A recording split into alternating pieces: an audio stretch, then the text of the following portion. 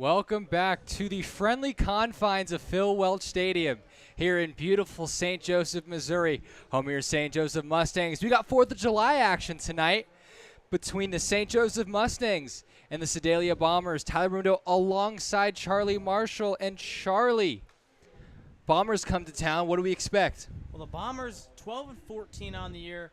They're 5th place in the Meek League, 4th place, kind of depending, there's a tie there. It just kind of, they're a hit or miss team. They have players in this lineup that can rival any player in the Mustangs lineup. But at the same time, they also have guys that kind of slack, and that's why they're standing at a record 2 games under 500. And they also been struggling as of late. If you remember 2 weeks ago, the Bombers pushed up to 2nd place, and then the Clarinda A's went on a fantastic run. And then all of a sudden it's dropped like 7 to the last 10. So the Bombers really plummeting in the standings. They also got a tough task today against Denton Biller. And let's take you to the starting lineup. First off for the Sedalia Bombers, Sam Russo leads off, Tanner Grant to follow, Nathan Huey playing first, Carter Rice behind the plate. Then you got Connor Rice in right field, the Rice brothers, Will Munich DHing, Chris Miller in center, Sam Pauly at short, and Ryan Ratone at second base. And that is Sedalia Bombers lineup. Defensively, the Mustangs have Jaden Lill at first, Carson Schrack at second, Mason Holton at short, Jordan Black at third, Easton Bruce is in left, Trevor McCullum out to center, Darius Truman moves over to right, Dom Felix behind the plate, and DHing is Jeter Mose with Denton Biller on the mound. What does Biller need to do in order to be successful here tonight, Charlie? Well, Biller needs to do nothing else than what he's done all year. Denton Biller coming in tonight is just straight carved through every lineup he's faced. He's coming with 17 in the 3rd innings pitch, an ERA standing at 1.56 with a strikeout per 9 at 13. Denton Biller has maybe given me my most fun start I've seen so far this year. He's electric on the mound. He needs to just lead with a fastball. It's dominant. It's fast, most importantly. And then he just go to the breaking balls when you're ahead in the count. That's how he pitches, and that's what he needs to do tonight, and he should have no issues with this lineup. The thing that stands out for Biller for me is 25 Ks in 17 innings, good for a 13 K per 9. But walking less than a batter an inning, that's not bad, and a pretty good strikeout to walk ratio. As you can see right there, Denton Biller supporting a 4-1 record. He's pitched in, or he started in every game except for one. He came out to close a couple nights ago. And another thing to look at, the opponent batting average of 135, Charlie. Yeah, I mean, he's not giving up many hits, that's for sure. He's locked in on the only. And it's not like he's giving up walks either. So he's just not letting runners on base. And when you're not letting runners on base, you're going to be one of the best pitchers this Mustangs team has, and that's exactly what he's been this year. We're underway at Phil Welch as the first pitch from Denton Biller is cut on and missed by Sam Russo. And, Charlie, we were talking earlier, but Sam Russo is one of those guys you mentioned that could rival any one of the Mustangs. Yeah, Russo batting 302 right now, or excuse me, batting 359 right now with 32 hits. He's been really, really effective for this Bombers team, and in my opinion, the #1 player that they have to offer. Yeah, Sam Russo, you got Tanner Grant hitting second. He has 2 home runs. That's good enough to put him amongst the league leaders. Next pitch from Biller misses outside. It's a fastball. If I'm the Bombers and you're seeing Biller get ahead of Russo easily 0-2, it's a scary sight because, again, Russo leads the team in hits. He has the 5th best batting average in the entire league. So when your best player goes up there to lead off the game and is getting beat, it's not always a great sign. That one's skied. It's going to be Jordan Black at third. And unlike the Chillicothe Mudcats of last night, Jordan Black catches the pop-up.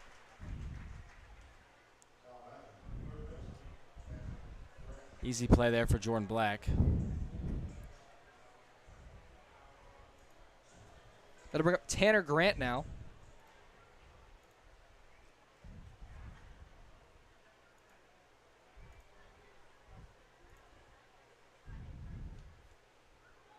Here's the first pitch to Grant. Fastball misses inside. He's working arm side a lot tonight. And when you throw as fast as Denton Biller does, you can do that, especially in these wood bat leagues where guys don't want to get jammed. as a pitcher, you should be trying to jam him. And you can see he's going inside again right here. And again, the strike. I mean, he's been looking good so far already tonight. There's something called perceived velocity, Charlie. And when you get pitches in on your hands like that, they feel a lot faster than something away just because you have less time to get your bat head. Your bat head's going to try to get more out front as you can let it travel on the outside part of the plate. So a ball like 90, 91 on the inside part feels a lot faster than 91. If you throw it on the outside part of the plate, it feels like it drops down a couple ticks in velocity.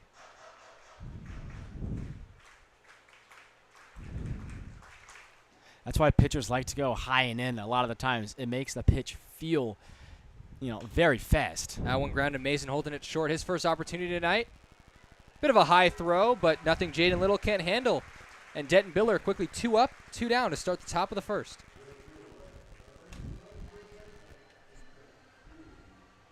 Two routine plays to start this game, but it's just nice to see the Mustangs left side of the infield, clean plays.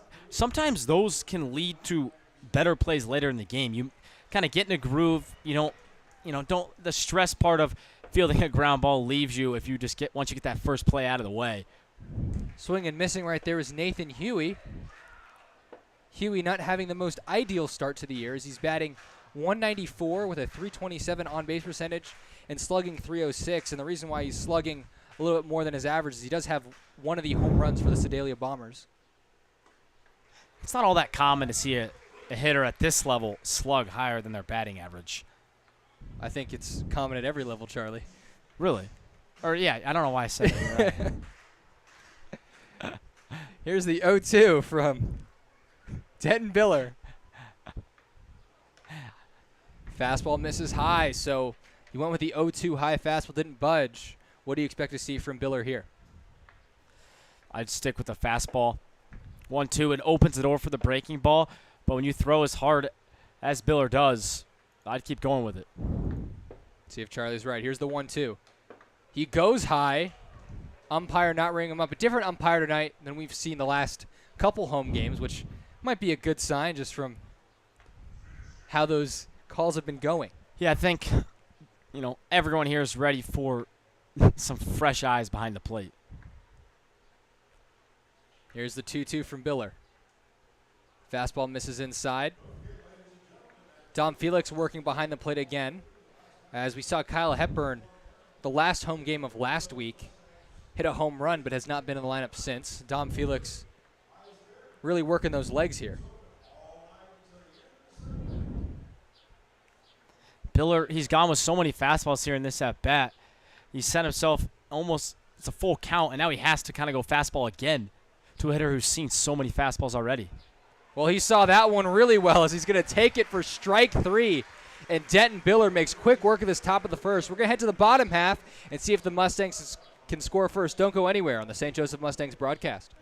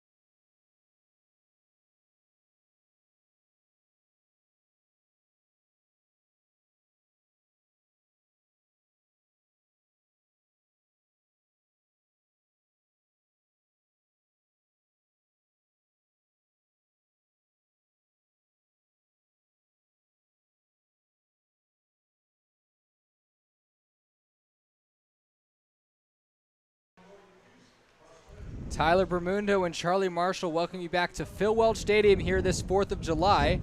And while you have a chance, let's get a look at the starting lineup for your St. Joseph Mustangs. Leading off, Darius Freeman, Mason Holton behind him, Trevor McCullum in the 3 spot, Jeter Mose DHing in the cleanup spot. Dom Felix behind the plate. Carson Schrack playing second. Jordan Black at third. Jaden Little at first.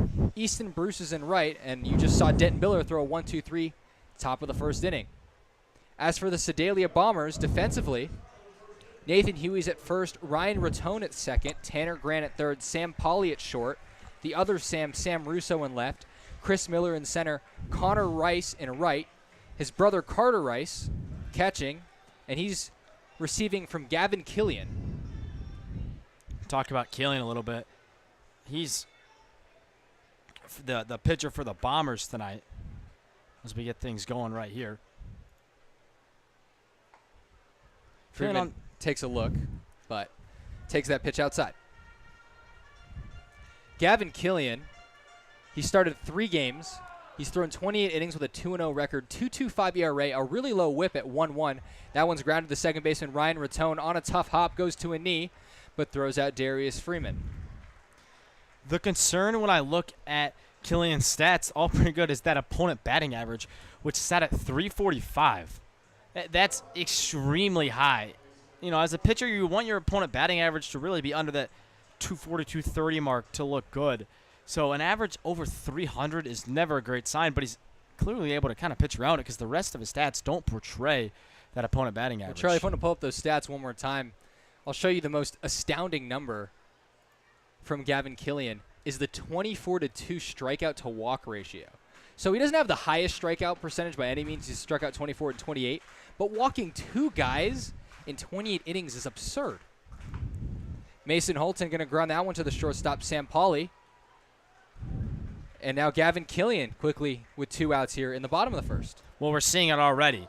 The 24-2 strike to walk ratio, that shows he's going to be in the zone all night. And when you're in the zone, you're going to give up some hits. Shows the 345 opponent batting average. Again, still very high, but if you're not walking anyone, so many pitchers nowadays struggle with walks that you're kind of able to stay ahead. Also, it's going to keep your pitch count way down because you're not worried about the strikeout. As he gets ahead of another hitter, there's Trevor McCullum going down 0-1. McCullum's been really, really good, especially recently for this Mustangs lineup. Start the year, he was hitting more in that 6-7 spot, and he's moved all the way up to the 3-hole tonight. And that, that's well-deserved. Yeah, McCullum has been on a tear the past couple weeks. That average has just been climbing, his on-base percentage climbing, and his slugging percentage climbing. He's going to foul that one off to the right, and he's down 0-2. Gavin Killian doing exactly what he's designed to do, getting ahead of hitters. Not afraid to throw in the zone.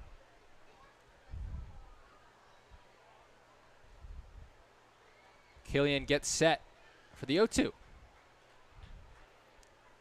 It's outside. The one thing as a hitter, I almost like hitting against guys that I know are just going to pound the zone. Because you can go up there in straight swing mode and know that you're going to see multiple, quality strikes over the plate. So if you go up there looking to hit, it's not too, rare that you're going to put a barrel on the ball. Here's the 1-2. Pitch taken down and away. The only caveat with that is when you throw a ton of strikes, but you can do it with multiple pitches, then it's harder for a batter to really see pitches and tee off on them. Well, absolutely. Obviously, as a pitcher, you want to be in the zone. But from a hitter's standpoint, there's, you're trying to find the positive in every, in every opportunity. But the 345 batting average, that is way higher than the Mink League average. But only the 3rd walk of the year for Gavin Killian. It comes with 2 outs to Trevor McCullum. Yeah, really surprising there is he was ahead of McCullum 0-2 and then lost him. Just tried to be too picky. Tried to nibble around the corners. I got ahead. 0-2, 1-2, you can, you don't have to throw something over the plate. But when you get to the 2-2, 3-2 count, you got to go at him. Kind of mentioned how he wants to throw strikes with multiple pitches. There goes McCullum for second. Mose's going to foul that back. But when you're trying to throw multiple pitches in the zone and one of them's not working, that can spell concern because you may be able to get ahead, but if you have an 82, 83 mile an hour fastball at this level, you're going to give up some very hard contact. I like McCullum stealing there. Anytime I see a guy on first with 2 outs, especially with a guy like Jeter Mose up, I like trying to get in scoring position. That way, all you need is 1 base hit. Killian with a quick look over, probably taking that into consideration. I wouldn't be surprised if McCullum goes again. He does not, and Mose takes that one downstairs, draws the count even at 1-1.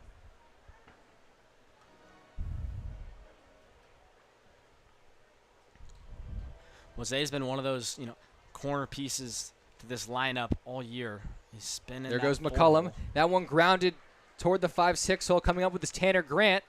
And an awkward stretch, but he's going to stay on the bag as Nathan Huey. And although there was a 2-out walk, the Mustangs go down pretty easily. It's going to be 0-0 as head to the top of the second. Keep it here at Phil Welch Stadium.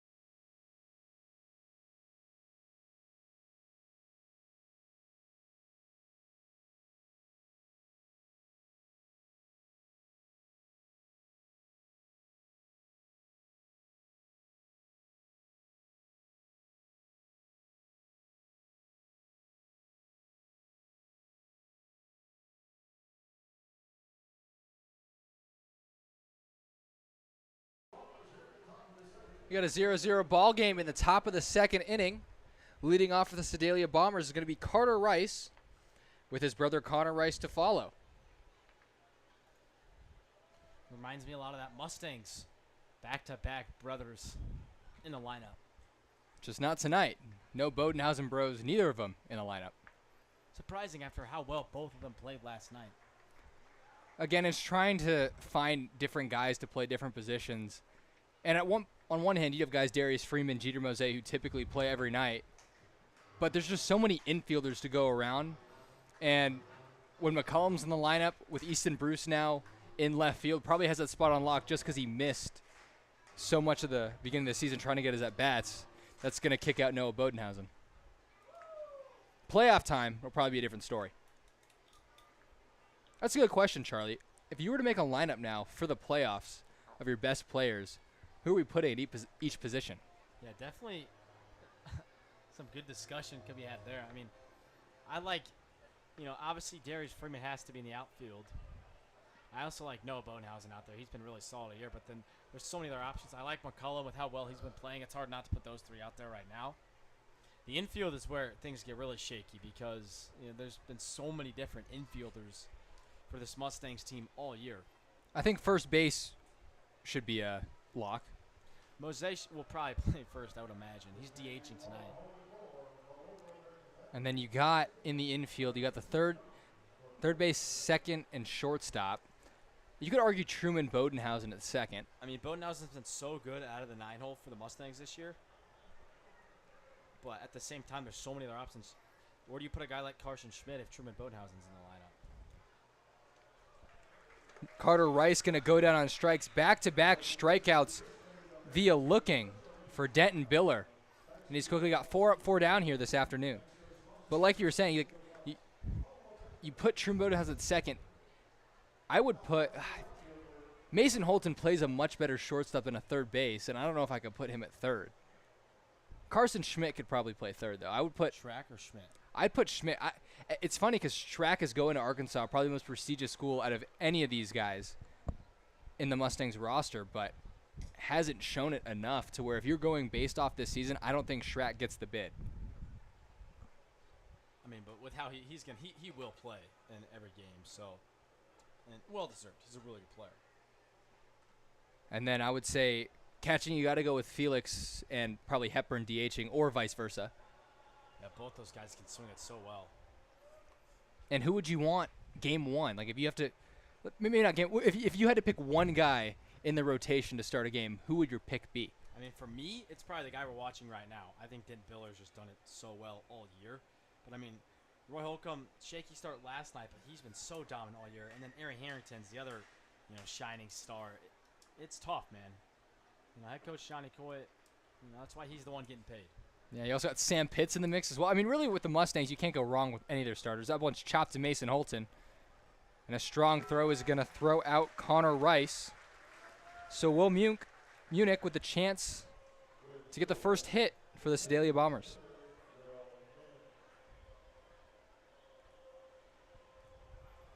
One thing to note is how much debate we have to have for the best starting 9 on this Mustangs team. If you look at a team like the Sedalia Bombers, there's a much more clear-cut starting 9. Well, and even for the Clarinda A's, especially when I come on, they play the same 9 guys every single game, so they know their best 9. I mean, that's an advantage and a disadvantage. For the Mustangs, they have so many guys that they know if anyone goes down or late in the game, if they need something, they know exactly what they're going to get from every single player. So the fact that they've rotated so much this year puts them in a really good spot for the playoffs when it really matters. That one's sky to the right side. And Jaden Little's going to make the play. So 6 up, 6 down to start the afternoon for Denton Biller. Don't go anywhere on the St. Joseph Mustangs broadcast.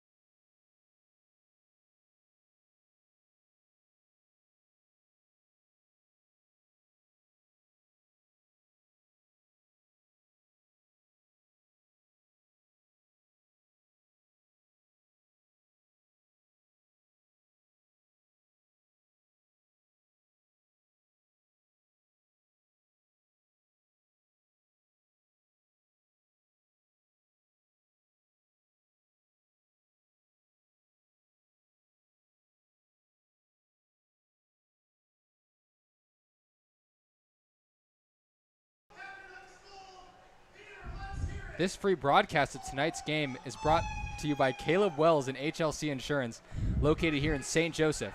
HLC Insurance specializes in helping individuals, families, seniors, and small businesses with all things health coverage. This includes dental vision, prescription drug coverage, and life insurance.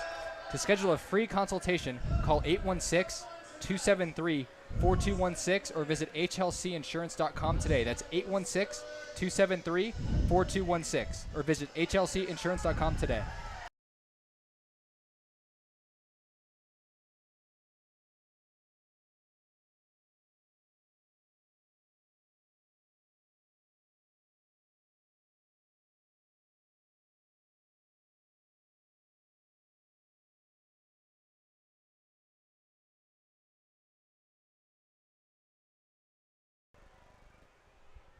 Tyler Maruno and Charlie Marshall welcome you back to Phil Welch Stadium here. The Mustangs and Bombers are tied 0-0. In the bottom of the second, Don Felix just took a fastball for a strike. And he's going to sky that one. Having trouble with the sun is Chris Miller. But he'll make the play anyway. So quickly, 2 pitches and 1 out for Gavin Killian. Yeah, Killian right now cruising. But again, pitcher like him, at any point if this Mustang lineup decides to heat up, he could be in some trouble. Carson Schrack now at the dish. Here's the 0 from Killian. We've shown it for the Mustangs, but we know he's capable. and it could be only a matter of time for him to heat up a ton. He's got a 2-0 count here on Gavin Killian, who is not known for overpowering guys. Yeah, and again, Shrek coming off a year where he played at JUCO baseball at Coffeyville and hit over 400. I really can't, drill that enough. And Coffeyville's a really good JUCO. He's playing, good talent. Almost better than what he might be seeing in the Mink League. So it's really surprising to see how much he's struggling right now. That's going to be a line drive single past Sam Pauly, and Carson Schrack has the first hit in the afternoon for the Mustangs. Well, that's what you like to see, especially from a guy like Schrack, who's not been seeing the ball great lately. Hard opposite field hits, and that's exactly what Schrack does right here. Keeps the barrel inside, his hands inside the baseball, and just drives it the other way. That should be his approach every single time he comes up to the plate. Now hitting is Jordan Black, another guy who had a fantastic season. He had one at Johnson County Community College, but has not played great in the Mink League. Here's the first pitch to Jordan Black. And again, there's no real reason why players who have just came off great seasons in college struggling a little right now. It's just kind of how baseball is. You have seasons in your career where you're going to do really well, and then seasons where you're going to do really bad. Even if you're a great player, you're still going to have a couple seasons where you might struggle. That one grounded to Sam Pauly. He's going to go to Ryan Ratone for 1, and back to Nathan Huey for 2.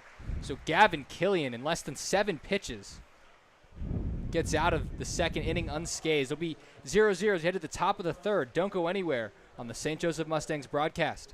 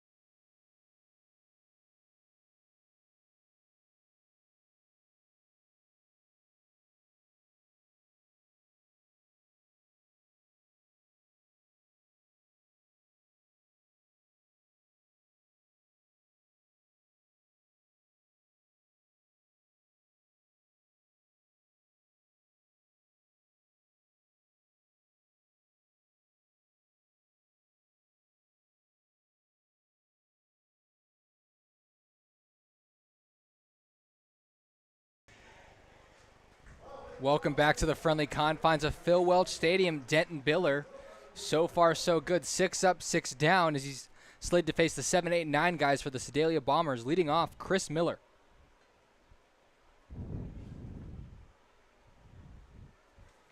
Here's the first pitch to Miller. Took some off of it, and Miller with a sword. Not a great swing there for Miller. Typically a guy who's going to give you a good at-bat. Here's the 0-1 from Biller. Goes changeup and then misses downstairs with a slider. Good pitch, though.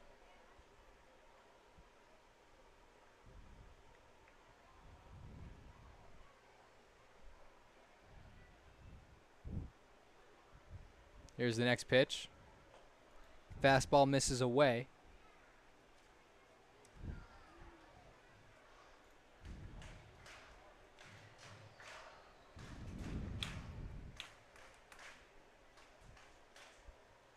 Here's the 2-1 to Chris Miller. Miller kicks and deals. Big swing and a miss. Draw the count even at 2-2. Miller with 2 strikes here, but still not typically a strikeout. Hitter at the plate. Likes to put the ball in play. Only has 7 strikeouts on the year so far. Miller from Johnson County Community College. as his next offering taken outside. Full count now to Chris Miller. Miller's 6'3", 200 pounds. Pretty optimal frame for a pitcher. Miller here just needs to sit on that fastball from Biller. If it's something different, you just got to react. Goes with the hard stuff and is early on it. Fouling it right at his teammates. As a pitcher, when you see that, sometimes you want to go to the off speed now because Miller just was clearly looking fastball and was on it enough to get a decent barrel, pull it pretty hard foul. Here comes another full count offering from Denton Biller to Chris Miller. And Miller going to get the best of Biller as he's going to walk on a full count. First walk surrendered and first base runner surrendered from Denton Biller tonight. Miller's 13th walk on the year. Ties him for the most on this Mustangs team. That's going to bring up Sam Pauly, the shortstop. Pauly at State Fair Community College, he slashed 267, 396, and 471 in his freshman year and 172 at-bats, so a staple on that State Fair Community College team. That one's popped up to Biller, and he's going to make the play. So the sacrifice attempt is unsuccessful, and it'll be one out with a guy on first for Ryan Rattone. Yeah, if you're Pauly there, you have to get that bunt down. You're getting the bunt sign from your coach. It's Coach McAndrews over there who was giving the bunt sign.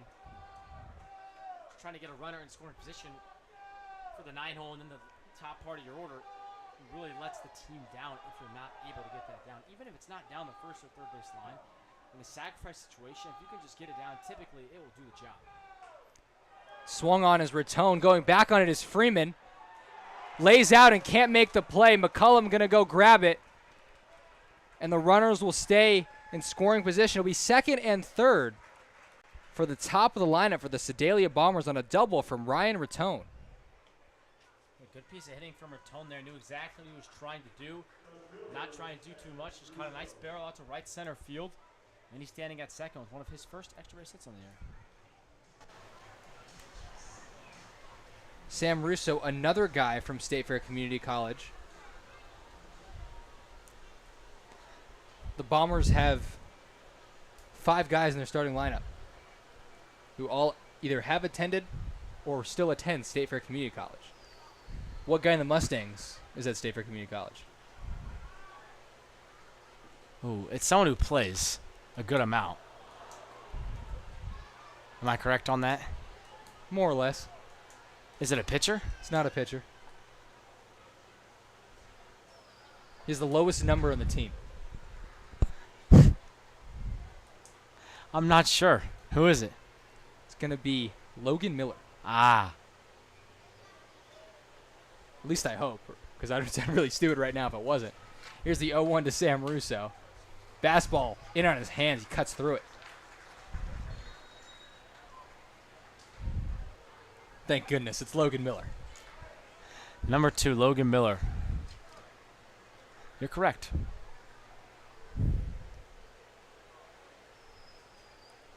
Miller up in the count, 0-2.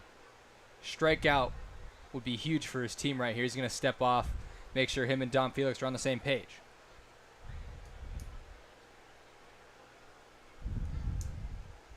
Sam Russo. Then you got Sam Pauly at State Fair. Will Munich, State Fair. Allen fouled back. Dane Wimberly, who's not in the starting lineup tonight, State Fair. Connor Rice, State Fair. Carter Rice, State Fair. Tanner Grant, State Fair. Excuse me, 6 guys in the starting lineup that go to State Fair Community College. Well, that's just because the Bombers are from Sedalia, which is where State Fair College is located. And the state that Sedalia is that Missouri? It is Missouri, you're right. I think we had this conversation last time Sedalia came to town. And I still have no clue. I thought the Nevada Griffins were from Nevada, and I was like, man, they really have to travel a far way to go to the Mink League. The commitment. Big spot here for Biller, though. strikeout here would be huge. Here's the 1-2. That one grounded up the middle. Mason Holton moving to his left.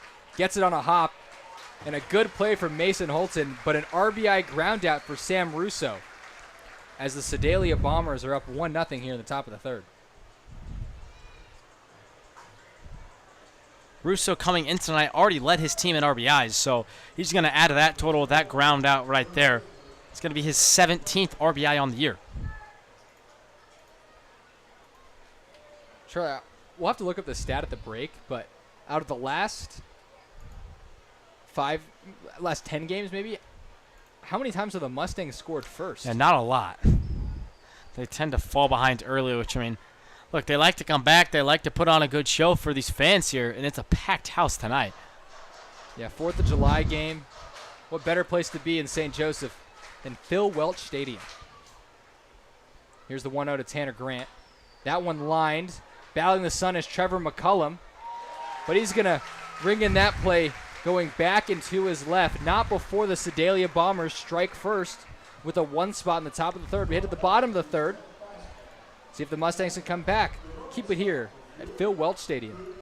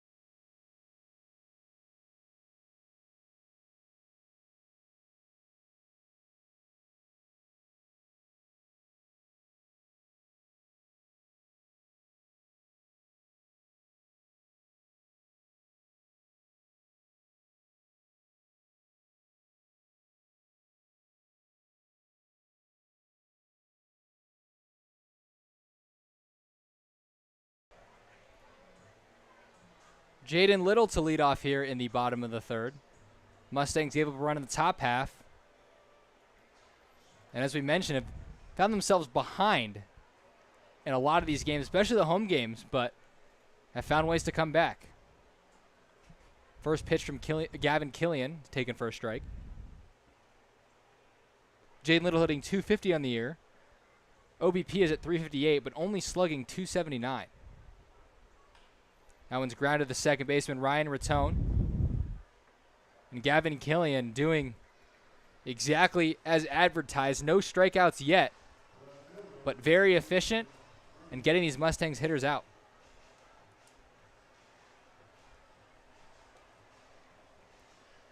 Killian on the year, his 5th appearance, his 4th start. So typically a starting pitcher. So sometimes I like to look at that. As some guys, especially in summer leagues like this. That one's popped up to the left side. Calling for it is Sam Pauly. And taking it is Tanner Grant. So Killian. That was weird. The shortstop, Pauly, came running over, demanding the fly ball, and then all of a sudden just backed off. I thought he'd easily call you. They're talking about it right now is Pauly and Grant. But nonetheless, you got 2 outs here in the bottom of the third very quickly. That's going to turn the lineup over for Darius Freeman, who grounded out to Ryan Rattone at second, his first time up. But like I was saying, some guys who, especially in summer leagues, they go between the bullpen and starting a lot, and some guys have much more success when they start or the other way around when they're in relief. But Killian, he's been more of just a primary starter for this Bombers team this year. Yeah, occasionally starters will come out of the pen to throw like a bullpen per se in a game that's very low stress just to get some more live action. And I assume that's what Gavin Killian did. Denton Biller did that a couple nights ago where he came in a 5-0 game and shut the door down. and now he's here. So that might have just been his bullpen for the week.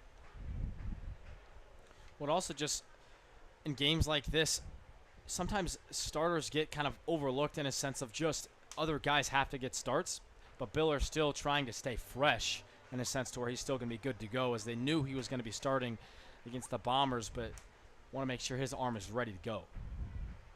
Here's the 1-2 to Darius Freeman. Fouled off to the left side. And the Mustangs lineup hasn't got off to a great start so far tonight, but if there's one guy who we all know can jumpstart it, it's Freeman right here. We saw it last night, and we've seen it all year long. Yeah, Freeman struggled to start the night. Started out 0 for 3, but then a big triple, and he came around to score the go-ahead run. He's going to strike out there as Gavin Killian has his first punch-out of the evening. Be 1-0 Bombers. We head to the top of the fourth. Keep it here on the St. Joseph Mustangs broadcast.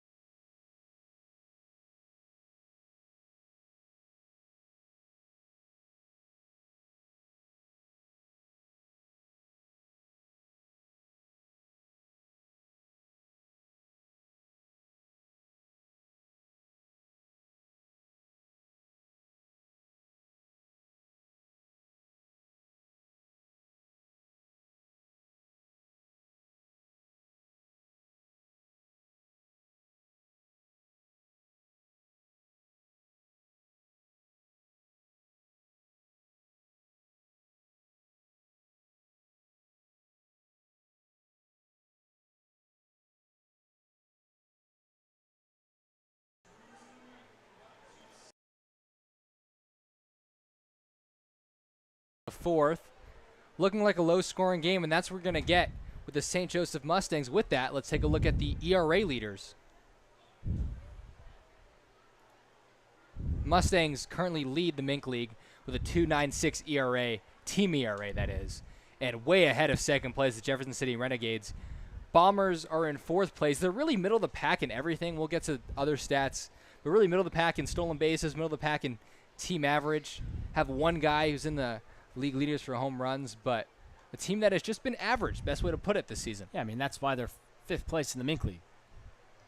A team, 5.3 ERA, it really isn't good. But when compared to other teams in the Mink League, especially the bottom, like the Crop Dusters and the Griffins, it's, not all that bad. But again, every time we show this graphic, I'm just astonished at how good these Mustangs pitchers have been for them this year. Clearly, the Mink League ran by the offense, but for the Mustangs team, they're ran through the pitching staff. And even look, there's a mix of 3 starters and 3 relievers on there, all with sub-2 ERAs. And 3 guys with sub-1 ERAs. Really impressive stuff. It's going to be a 3-1 count here to Nathan Huey. Denton Biller retired the first 6 batters of the ball game, but then with a walk and a double, finds his team down 1-0. That one swung on and missed by Nathan Huey.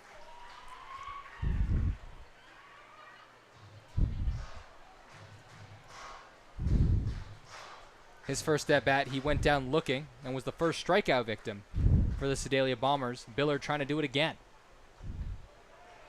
Almost, as that ball tipped and Dom Felix couldn't hang on. Already been 3 or 4 times tonight where it looks like Biller's had the strikeout, but the ball is just nicked by these Bomber hitters. Now, Charlie, you're a catcher. How much is catching foul tips a skill and how much is luck? It's all luck. It really is. It's so nice when you do it, but it's all luck. I mean, think about it. It's not physically possible for a human to react, in the 2 feet, not even, maybe, 1 foot, maybe less than that, maybe a couple inches between the batter's bat and the contact, and then the catcher to react and move his glove. There's just he's trying to catch the ball, and hopefully the ball is tipped into that glove.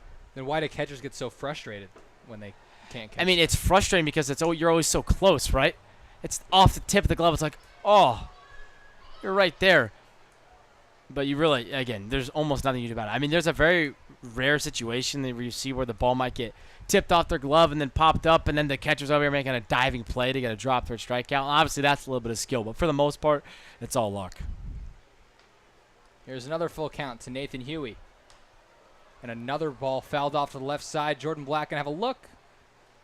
And it's going to be foul. So really making Biller work here to start out this top of the fourth. Yeah, thanks to Huey letting us finish that conversation, give us a couple foul balls. Very nice of him. Very appreciative, and it's nice to work with these Sedalia Bombers guys as well.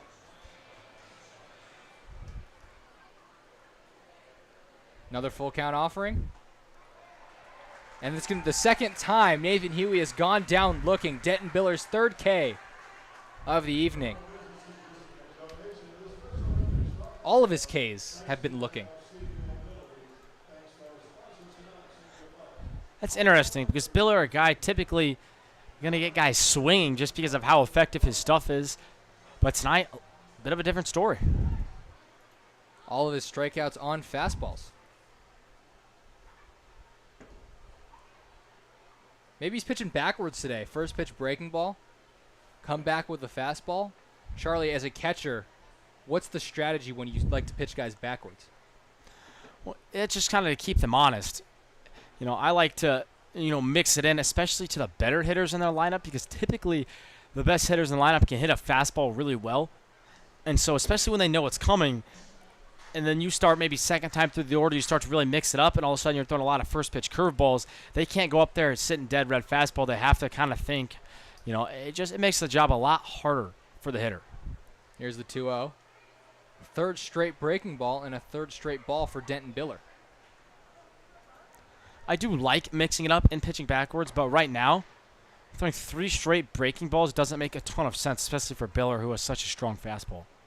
Yeah, and Charlie, when you catch me, you like to pitch backwards because I barely touch 80, but Denton Biller's got at least 10 miles an hour on me. That fastball, though, going to miss inside, so Carter Rice will reach first base, and his brother Connor Rice will try to drive him in.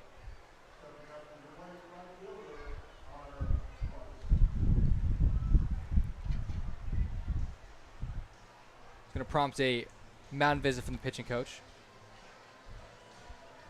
Yeah, Biller a little off tonight, but still looks really well. Just not, I don't even want to say he's off. He just doesn't look as sharp as usual. Now, the Biller we knew was the guy we saw the first 2 innings. But when you start to see the walks, and really a non-competitive walk right there, that's tough. And the big thing for Biller is you can't compound the mistakes. You let up a walk, so what? Get the next 2 guys out, get your team back in the dugout. Yeah, I think assistant coach Stevenson's just trying to get maybe ahead of things. He doesn't want, this inning to get out of control. 1 walk, fine. Let's get out of it right here. Keep it just at that. So Connor Rice now digs in. One of the few guys in the Sedalia Bombers lineup with an average over 300. Good year so far for him in the Mink League.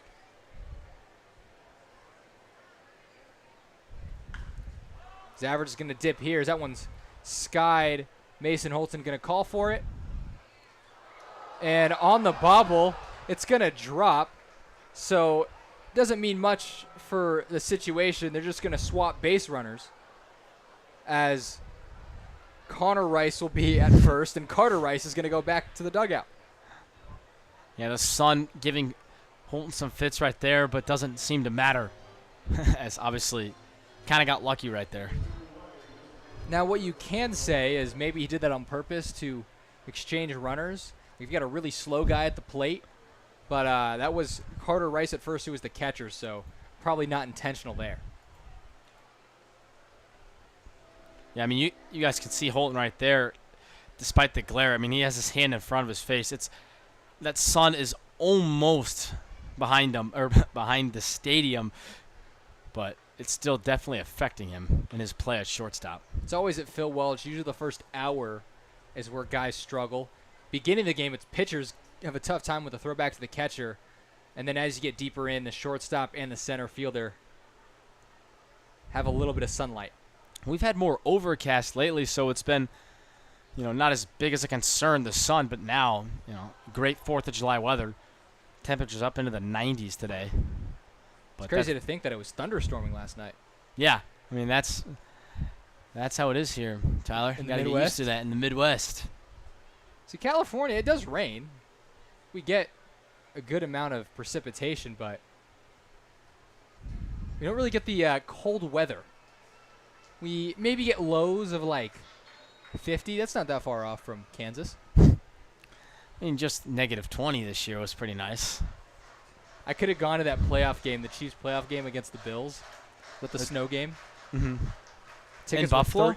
No, Oh, you're talking about the Dolphins game. sorry, the Dolphins game. Yes. Chiefs-Dolphins, and tickets were like $30 for the playoffs. Mm-hmm. Here's the 2-2.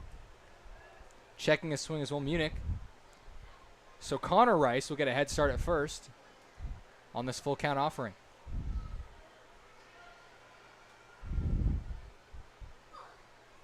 It's hard for me to see a playoff game because my Packers don't live near me, and the Angels are terrible. Here's a 3-2. Just Second off the walk of the plate. inning for Denton Biller on a pitch that could have gone either way. So it'd be Connor Rice at second, Will Munich at first for Chris Miller.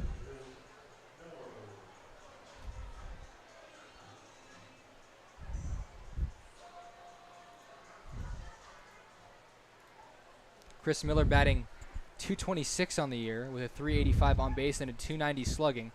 Only has 31 at bats. Here's the first pitch. Grounded foul past the USA line on the chalk.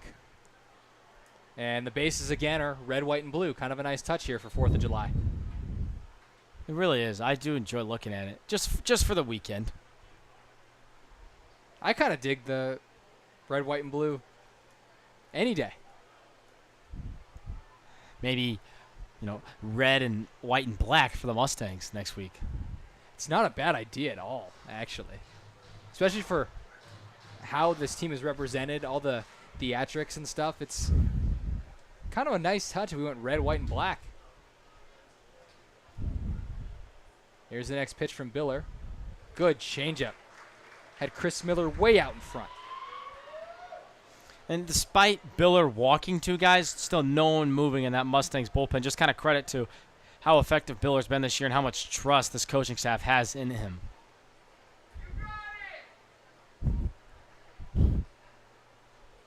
Let's see if Biller has it. He does have it. Breaking ball swung on and missed from Chris Miller. As Denton Biller works out of a jam. It'll be 1-0 Bombers as we go to the bottom of the 4th. Keep it here at Phil Welch Stadium.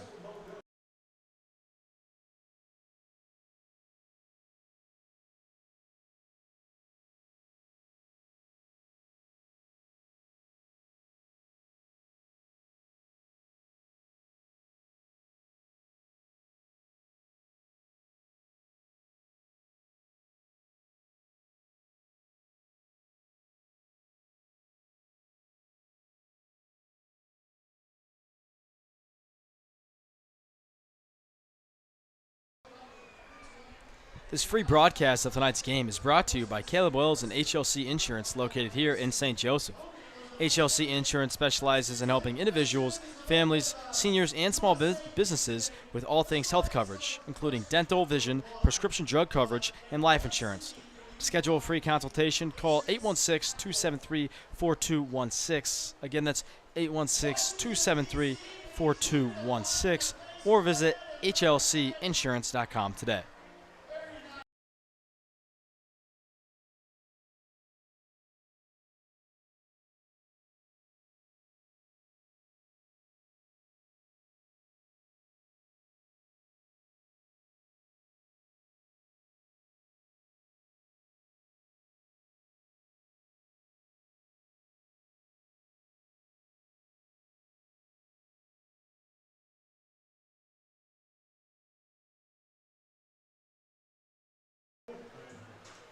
Tyler Bermundo and Charlie Marshall welcome you back to Phil Welch Stadium as Mason Holton has a chance to start a rally for the Mustangs.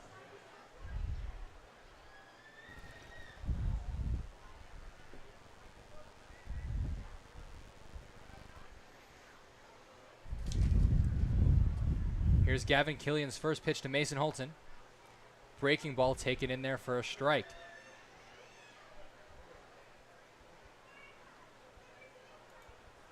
Holton grounded to the shortstop Sam Pauley his first at bat. And Gavin Killian, I feel like I've said this a lot, ahead in the count, 0-2.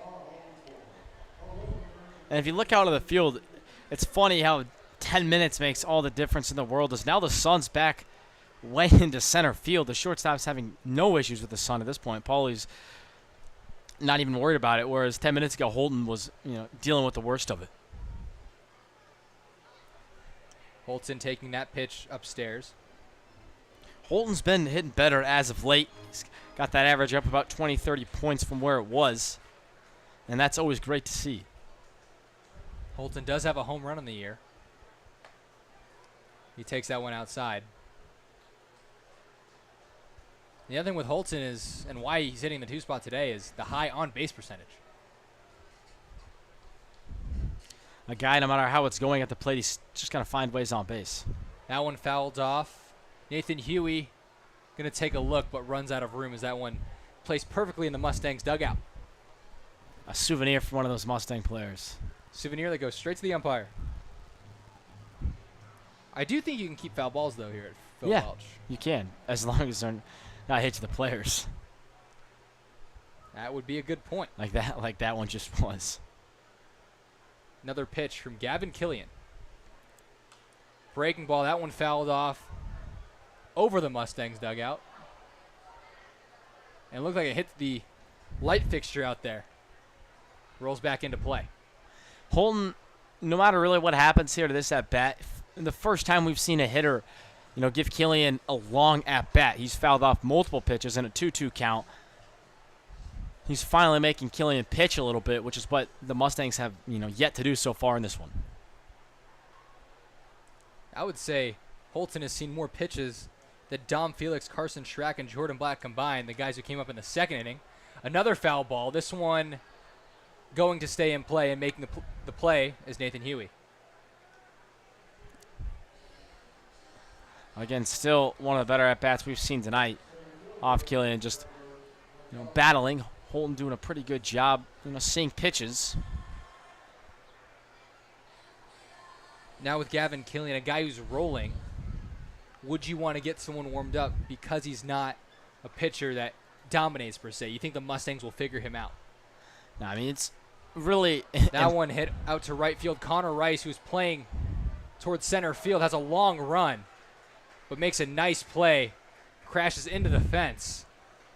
And after a nice long at-bat from Mason Holton, Trevor McCullum retired on just one pitch.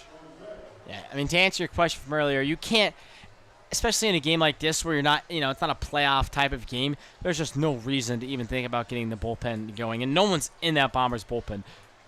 Despite Killian having such a high opponent average and, showing tendencies to maybe give up a high amount of base hits in spurts, in this situation, in this game, with how he's pitching, you just have to keep letting him throw out there. That's really been the big difference between Killian and Biller tonight. Biller obviously gave a one run. That ball's hit pretty well by Jeter Mosé, going back on it to Sam Russo. And it's out of here. Jeter Mosé ties up this ball game with a blast to left field. Mosé got all of that one. Hit off the second wall out there. Past almost the light pole. Absolutely crushed. As Sam Russo was playing in, so he thought he had a chance of that sprinting back, but that ball got out by a good amount. So Jeter Mosé with his second blast of the year. And that will put him on the home run leaderboard in the Mink League. Atop that leaderboard is his teammate who's up right now, Dom Felix. He takes that pitch inside. But yes, Dom Felix and Kyle Hepburn amongst the league leaders in home runs. The rest of the list is updated, but Jeter Mosé now joins Darius Freeman with 2. Tanner Grant on the other side also has 2 home runs. You got Kroc for the Renegades, Braden Humphrey for the Nevada Griffins, Braden Hemmer for the Jefferson City Renegades. We saw Julio Guerrero get on that list, and Jordan Brandenburg for the Carroll Merchants. So a lot of guys with 2, but Dom Felix and Kyle Hepburn with 3. Yeah, Guerrero, he was the one who sent that opposite field blast yesterday over that short porch out there in right field. Dom Felix has 3 home runs, but none at home. And what a season it's been for Dom Felix. I mean, started the year really slow. Started the year going, was he 1 for his first 18? Something like he was hitting under like 70. And then just had a huge game-tying home run against Carroll in the bottom of the 9th inning, or excuse me, at the top of the 9th inning. And that just, he caught fire after that. And he's been breaking ball from Gavin Killian. It'll be a 3-2 count here to Dom Felix. He's been going good ever since. He's one of those guys who gets really low in his legs, really likes to use his legs when he hits. Now one ground to the third baseman, Tanner Grant, who's amongst the league leaders in home runs, and he's going to throw out Dom Felix. So the ball game is tied now thanks to a solo shot from Jeter Mose. We go to the top of the 5th, all knotted up at 1. Keep it here on the St. Joseph Mustangs live stream.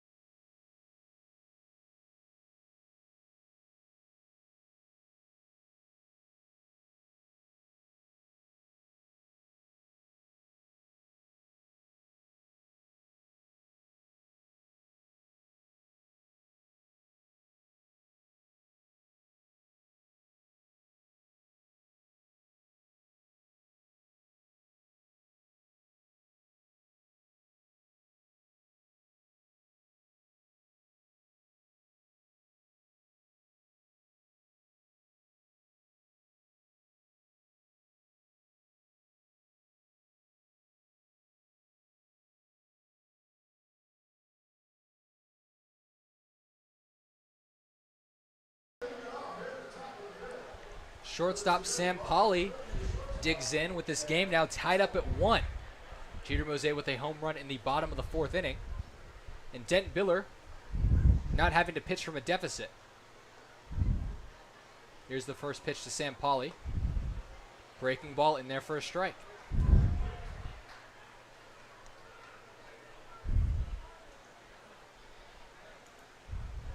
Pauly, average up near 300.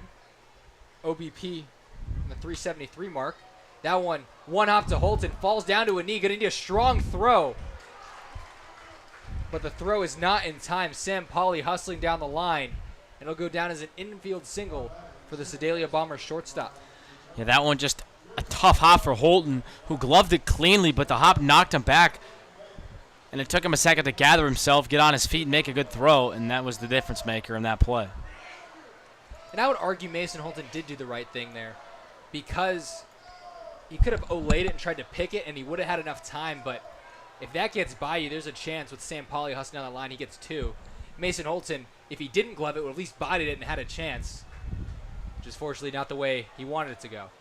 A bunt here, going to be foul. So Ryan Rattone, who had the double back in the 3rd inning, tries to move his guy over there and can't do it.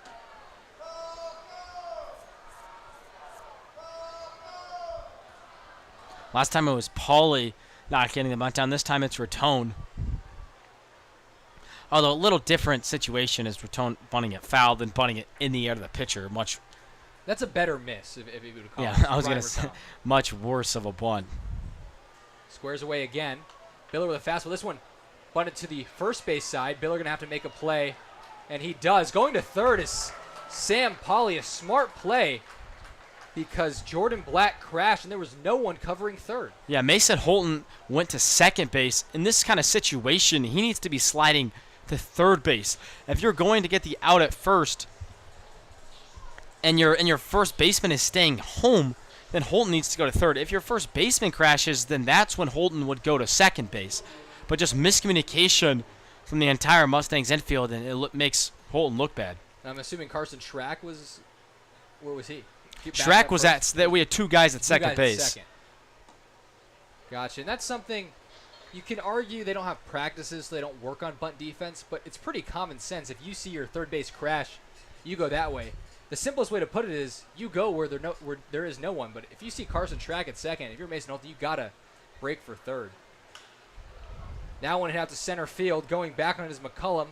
It's gonna stay in the yard, but it's gonna be 2-1 Bombers after a sac fly from the leadoff man Sam Russo, his second RBI of the night. Yes, so that's just showing how much little things can hurt you, as a bunt defense miscommunication play cost the Mustangs a run. As if someone's covering third base on that last play, then that run's not going to score. That's a great way to put it. And then credit to Sam Russo for taking what the Mustangs gave to him. So now it's 2-1. The Mustangs tied it, but now have quickly given back up the lead. First pitch to Tanner Grant misses away. Sam Russo has both RBIs for the Sedalia Bombers, but does not have a hit. He popped up in the first and then had a RBI ground out to short and then just had the sacrifice fly. So 0 for 2 with 2 RBIs.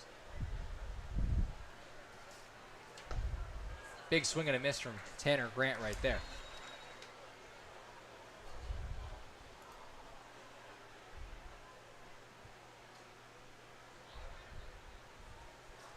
Yeah, and that's not all too uncommon of a night for Grant, as he's a guy hitting .237, but second on the team in RBIs with 13 to start today, now up to 15. Interestingly enough, he's the leadoff man. You don't typically see leadoff guys have a ton of RBIs, but Sam Russo proving to be an outlier.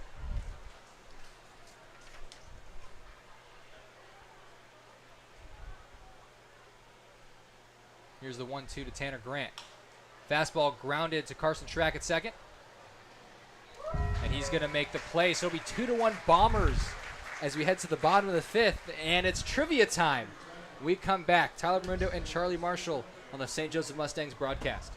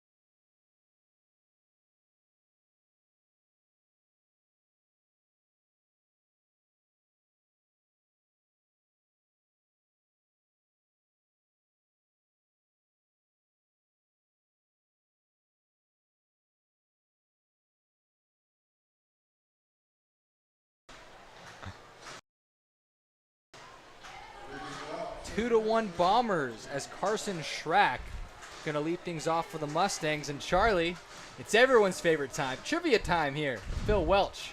And speaking of Phil Welch, Charlie, which one of these positions did the Phil Welch not possess? Is it A, was he never a mayor? B, was he never in the House of Representatives? C, was he never a congressman? Or D, was he never a treasurer? That's a really, really tough question. That one grounded over the pitcher Gavin Killian. And Carson Schrack going to have his second single of the night. This time it's going to be an infield single.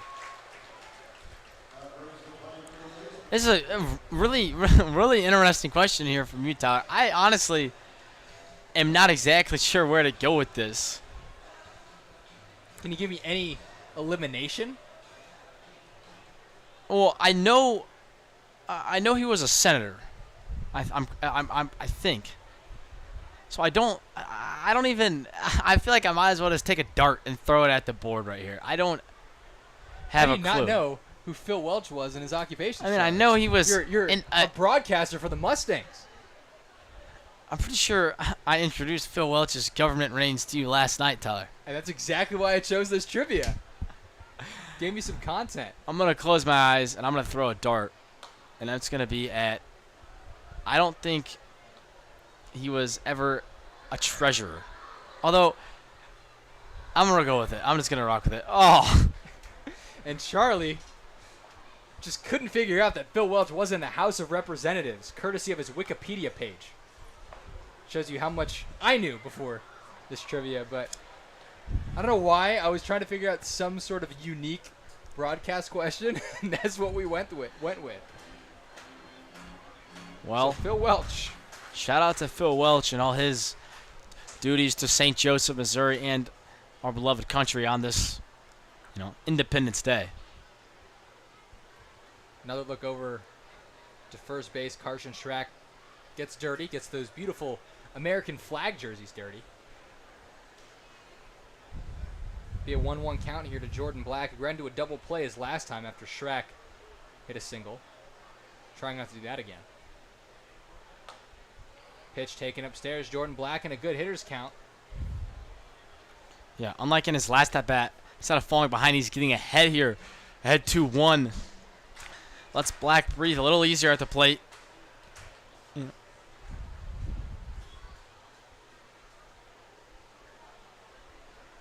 Here's Killian's 2-1 to Black. Breaking ball, misses upstairs, so 3-1. Gavin Killian only 1 walk tonight. Only 3 walks all year, but in danger of his 4th. Yeah, and if you're Black, you have to know that. He only has 3 walks on the year, so he's probably throwing you a strike here, and Black needs to be looking to swing. And that's probably a good take, is credit to Gavin Killian. He does throw a strike, but dotted right in the corner. It'll be a full count now to Jordan Black, Carson Schrack at first. Yeah, I agree. Black should have been in swing mode, and I think he was, but that's just a really well-located pitch, and not something I would have offered at either at 3-1. Black going to lift this one out to center field. Getting the gap. And it's going to get down.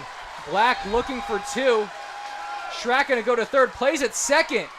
And Jordan Black slides in safely. A double for the Johnson County Community College product, and the Mustangs have runners at second and third, and no out for Jaden Little. What a hit from Jordan Black here. 3-2 count. Goes the other way to that right center gap. More impressive than the hit. The slide, that throw beat Black to the bag by at least, a second or two. Black Superman sliding in, avoids the tag. Really job well done there from Jordan Black. He had a good slide and didn't hesitate. He did go to second. Was it the right call? In hindsight, yes. He was thrown out, probably not. But he didn't hesitate. He committed to his decision. And I really wish I could see the slide because I was blocked by the umpire. But nevertheless, 2 runners in scoring position for Jaden Little. Jordan Black the go-ahead run at second base. Yeah, credit to the umpire as well. A lot of the times when a throw beats a runner to the bag that badly, they kind of just make up their mind before they even see the tag and be initiated. But they're, making the correct call. And it probably was the correct call because the middle infielders didn't really have a reaction when he was called safe. Yeah, there was just no reaction at all from Paulie, who was the one on the bag. And the relay from Ryan Rattone. Maybe he could have been upset just as he didn't see it. He was behind Paulie and maybe didn't have a good view, but Paulie, who had the best view out of anyone, had no reaction. So it'll be Jaden Little. Infield is in for the Bombers. Would you go infield in the 5th inning?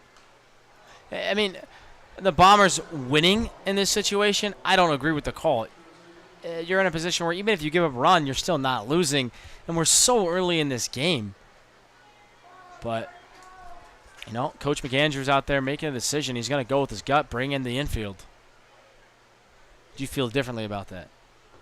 That pitch misses downstairs. You could maybe go corners in the middle back, but I wouldn't want to sacrifice. Like, I would trade a run for an out right here. You still got the lead. Your pitcher's been pitching very well. Although I don't think the infield didn't would have mattered, as Jaden Little with an RBI single. Carson Schrack going to come in to score. Jordan Black staying at third. So runners at the corners after the RBI single from Jaden Little. And right here, the Bombers doing a good job getting their bullpen going. As we talked about it already, Killian, as good as he's been tonight through 4 innings of work, he tends to just go on spurts where he gives up hit parades. And we've seen 3 straight base hits for the Mustang batters. And now we have Easton Bruce stepping in, and he's just going to look to continue doing the same thing. Here's the left-hander Bruce. Takes that pitch off the plate. He popped out to third his first time around. Top of the lineup, Darius Freeman awaits on deck.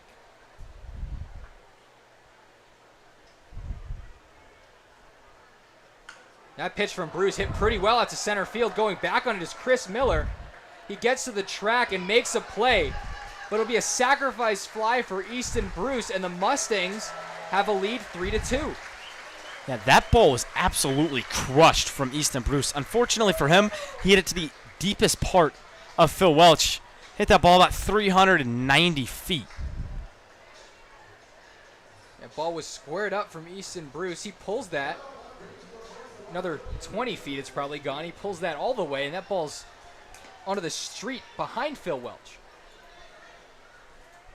From one left to another, here's Darius Freeman. Yeah, you could hear it from here.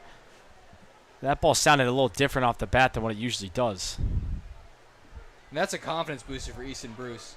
A guy who had power at Washburn, but hasn't quite shown it yet. That could spell some good things for the Mustangs left fielder.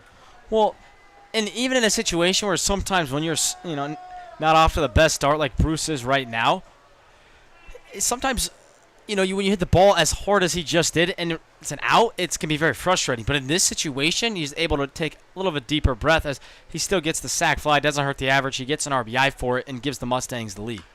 That one for Freeman grounded to the right side and past a diving Ryan Rattone. Jaden Little going to third.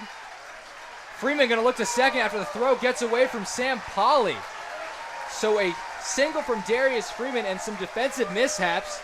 And all of a sudden, Mason Holton comes up with 2 guys and runners in scoring position. Yeah, job well done right there from Jaden Little. Kind of able to distract Rattone, or not distract him, but not allow him to see the ball at all. I'm not 100% sure. It's hard to tell from here if it affected his ability to make the play at all. But he did a really good job slowing down and trying to get in the way of Rantone's view of that baseball. And Darius Freeman did a good job of coming off the bag because there was no one covering him at first. And because he was able to get that lead on when he rounded the bag, he had a good look at second base and was there without a throw. Yeah, that's just 2 smart plays that don't go in the stat sheet, but that's the reason the Mustangs have 2 runners in scoring position right now. There will be an error on an error on Connor Rice on the throw in. But both runners would be earned, shall they score. Mason Holton, Easton Bruce, it's a fly ball to the outfield. Tagging is Jaden Little, and he's going to come in to score. So the Mustangs now lead 4-2 after scoring 3 here in the bottom of the 5th. And they may not be done yet. Darius Freeman at third with 2 outs for Trevor McCullum. Yeah, Holton at times this year has, struck out in situations. He has 20 strikeouts on the year. But here, He just stays relaxed, does the perfect job, and helps extend this Mustangs lead. Now, just a team player right there for Mason Holton. Sacrifice fly and RBI. Well done. McCullum fouls that one off to the right.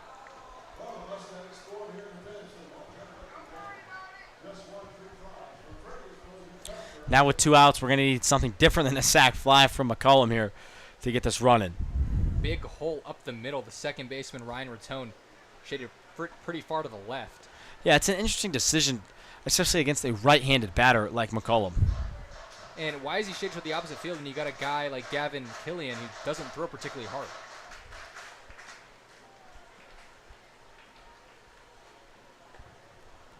The one thing I have noticed is they're pitching McCullum all away.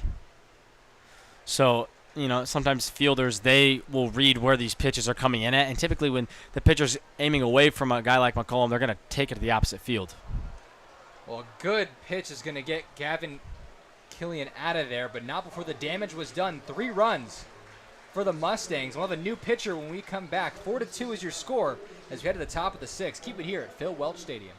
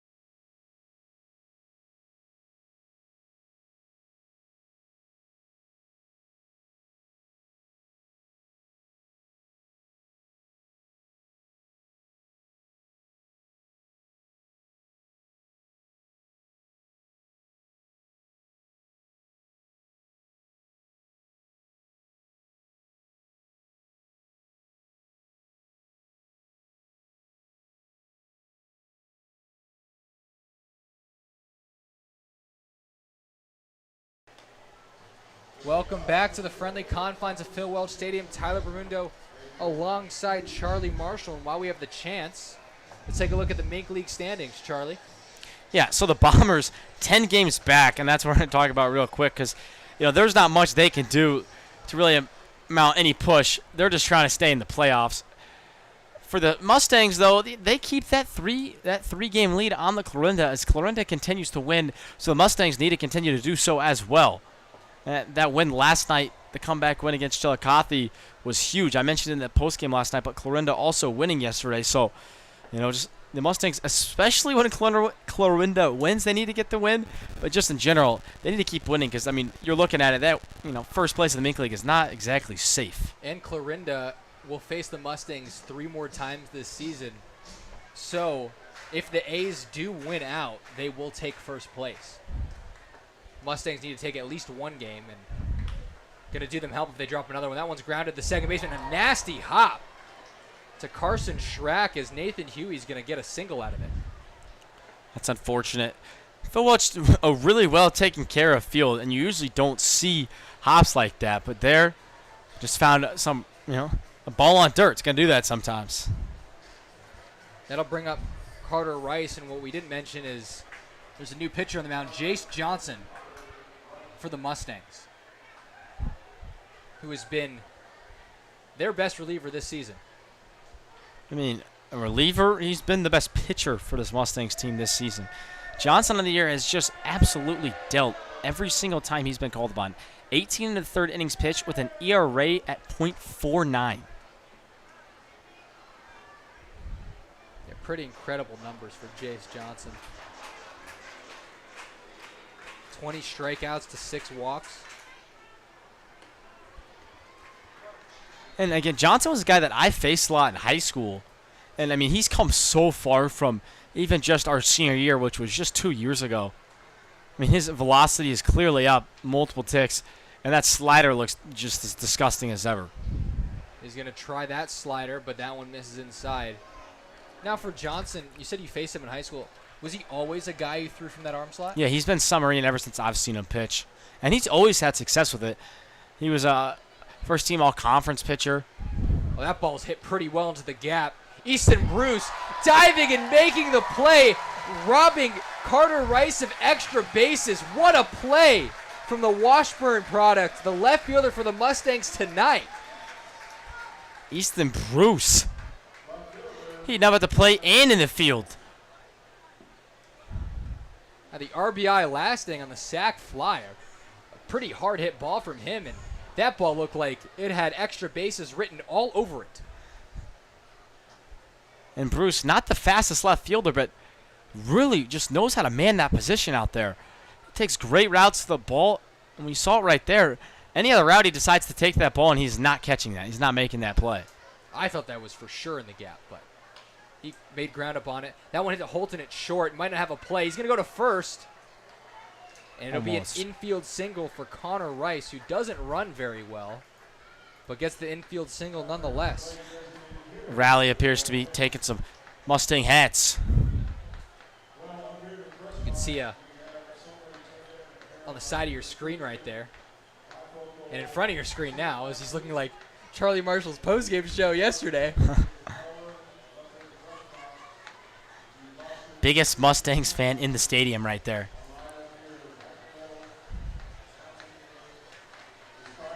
Connor Rice with a single to Mason Holton. Also shows you how important that play from Easton Bruce was. It feels like Jace Johnson can work out of this, but if that didn't happen, you would have had no outs, probably a run in. First pitch to Will Munich is waved and missed.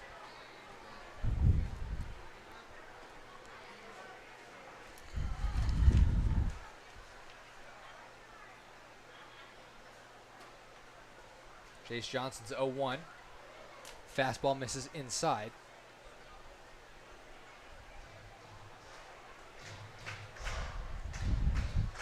Will Munich, State Fair Community College products, only had 35 at-bats, but does have home run powers. He did it once in those 35 at-bats.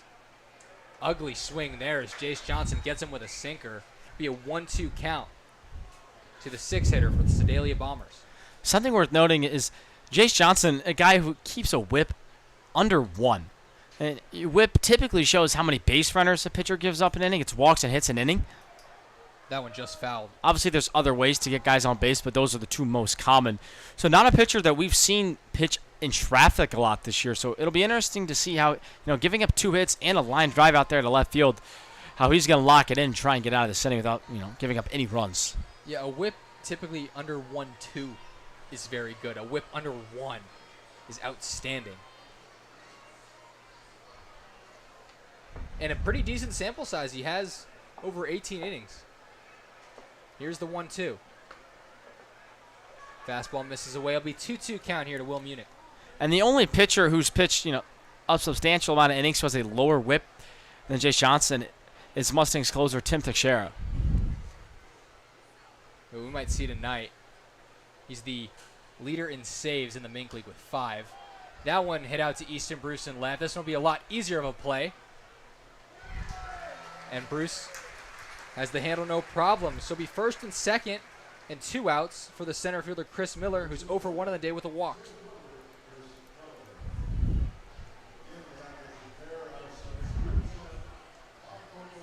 Johnson, typically a ground ball pitcher.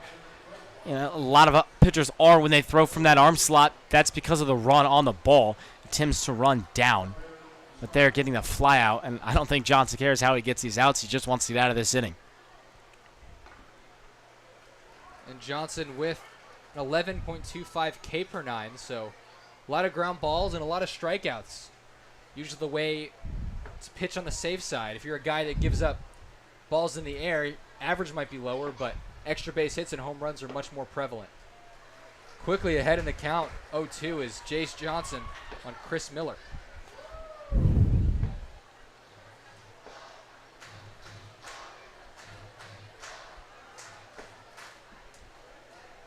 Johnson takes a look at second, kicks and deals.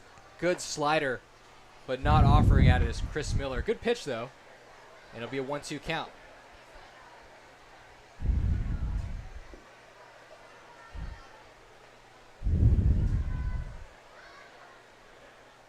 Here's the 1-2 offering. Fastball called strike 3, and Jace Johnson works out of it, holding the Mustangs lead at 4-2. We come back. It'll be the bottom half of the 6th inning. It'll be Jeter Mose, Dom Felix, and Carson Schrack due up for the Mustangs. Keep it here on the St. Joseph Mustangs live stream.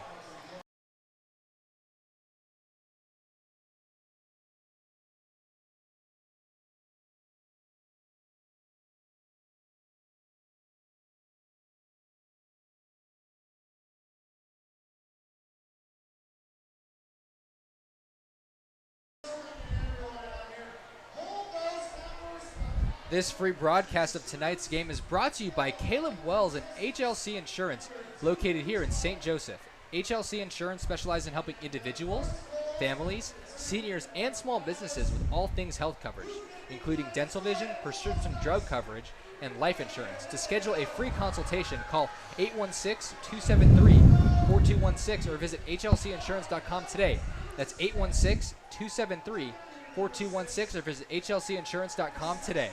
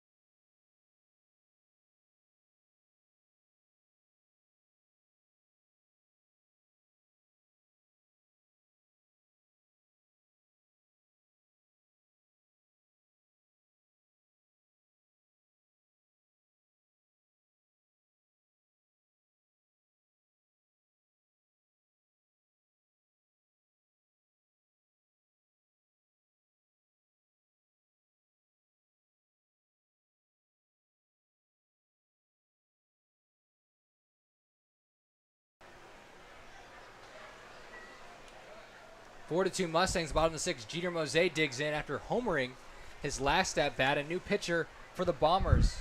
It's going to be Sean Barrows. Yeah, Barrows in his last outing against the Mustangs threw 3 1/3, giving up just 1 earned run and only 1 walk. He did get the loss, though, as that 1 run was the run where the Mustangs walked it off on him on June 15th. Here's the 1-1 Mose. Breaking ball. Slow breaking ball at that. Mose is out in front. In terms of how Barrows has done on the year, he holds an ERA at about 2.45, and he's thrown 18 1/3 innings. And he's walked just 9 to striking out 17. That one, good wood by Mose. Going back on it is Connor Rice, and he makes the play right in front of the wall. Almost the second home run tonight for Jeter Mose, but it'll go down as a long flyout. Yeah, you never know in right field. Rice just kept drifting back. Typically, you'll see coaches or outfield coaches, they want their guys to, quote, get to a spot. And that just means kind of camp under the ball and not drift like we saw from Rice there. But Rice makes a nice play against the wall. Yeah, gave me flashbacks to Julio Guerrero's home run yesterday where it didn't seem like it was going out, but got just enough. And really, Mose hit that probably the same distance. But Julio Guerrero hit one a little bit more to the right side. That one from Don Felix flared out to center field. And it's going to be the shortstop, Sam Pauly, in short center field. Good play from the shortstop.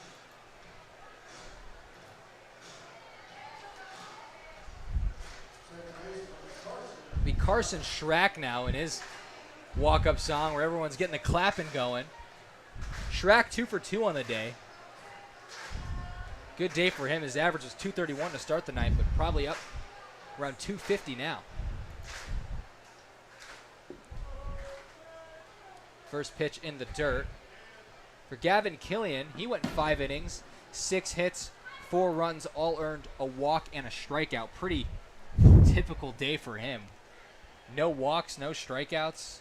Well, I mean, he had very little walks, very little strikeouts, and 6 hits in 5 innings. Yeah, that's if you would have asked me exactly what I thought was going to happen, I think I would have told you that. And that's not because I'm, so good at this. That's just because that's exactly what the stats said. Yeah, 345 opponent batting average. It's probably right around there tonight. There's a breaking ball that slips out of his hand early. It'll be a 2-1 count now to Carson Schrack. Well, along with just the really low walk and strikeout totals.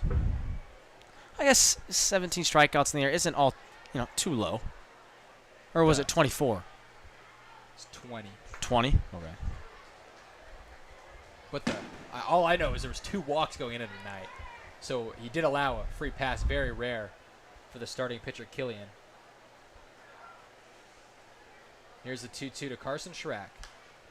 Fouled off to the left side. On the flip side, Denton Biller went 5 innings and gave up 2s across the board. 2 hits, 2 runs, and 2 walks, striking out 5. He is the pitcher of record as of right now. How nice would it be to see Carson Schrack get his 3rd hit of the ball game right here?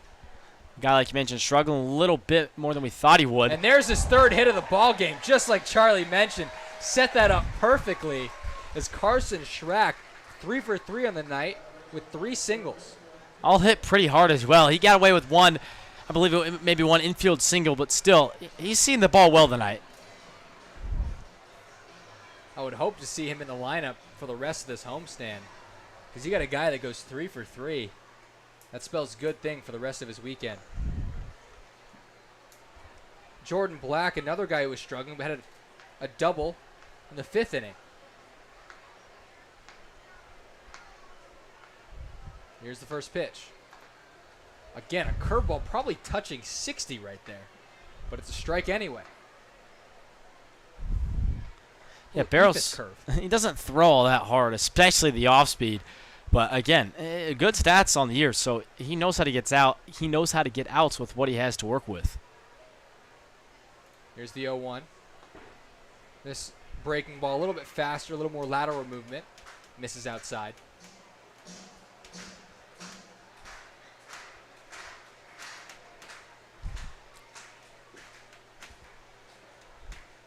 It bears a 2.45 ERA in the year. He also has a save and a complete game, so does it all. 3rd straight breaking ball to Jordan Black, and he's down in the count 1-2.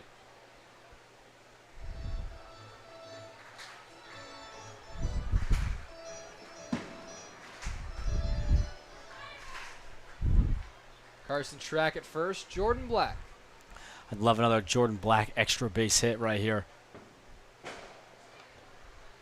Good take from Jordan Black. Charlie Marshall trying to call another one.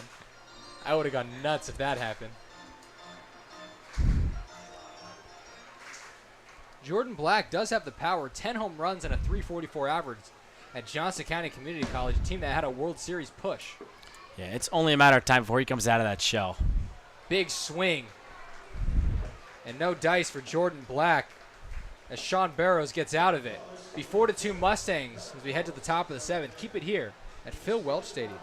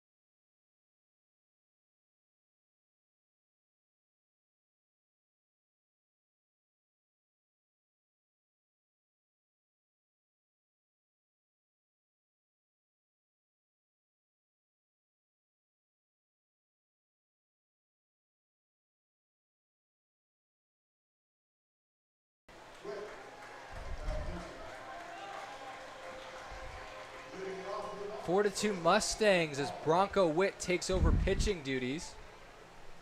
He's supporting an ERA under 2 and has pitched a lot out of the pen for the Mustangs.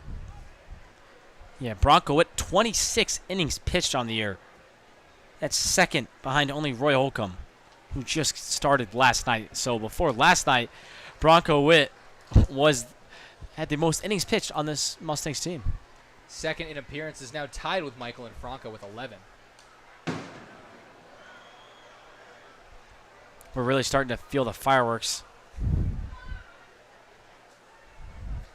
We talked about it last night on July 3rd. You know, the potential of fireworks during the game just from local people, or local citizens of St. Joe. Tonight we expected it to be more, and it's just starting to kind of get going right now. It's not even dark out yet, Charlie, and we're still hearing fireworks. Here's the 1-2 from Bronco Witt. Now one hit out to center field. Coming in is Trevor McCullum, and he'll make the play. So Bronco Witt retires the first batter he faces. Go back to last inning, Jace Johnson. He went 1 inning, 2 hits, and a strikeout. But Bronco Witt, second in the Mink League in strikeouts. Him and Landon Reith are tied for second with 29. The leader, Byler Reither, for the Jefferson City Renegades, he has 30. Yeah, Witt needs just 1 to tie it, 2 to take the lead.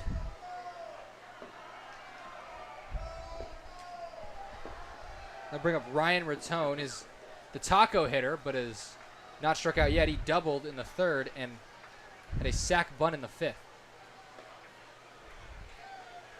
Well, Bronco Witt, second in the Mink League in strikeouts. So, like you just said, this seems to be a pretty good opportunity to send a lot of fans here, as it's a packed Philwell Stadium, home with some tacos. A lot of tacos tonight. He's not going to get the strikeout here, but a great play from Carson Schrack going up the ladder. That'll be the second out here, the top of the 7th. Air Schrack. The flying Razorback. Carson Schrack getting it done at second base. He hasn't played second a ton tonight, but I do think it's good just for him that he plays everywhere in this infield. Is when you're going to a school like Arkansas, the main concern needs to just be getting on the field. It doesn't really matter where. So Schrack being able to play everywhere in the infield is a huge plus for him in his future at Arkansas. Ugly swing from Sam Russo. Be a 1-1 count. Russo, interesting day, 0 for 2 with 2 RBIs, 1 via a sac fly and 1 via a ground out. That ball's going to get a piece of Russo. It'll be a 2-out hit by pitch, bringing up Tanner Grant, the home run leader for the Sedalia Bombers.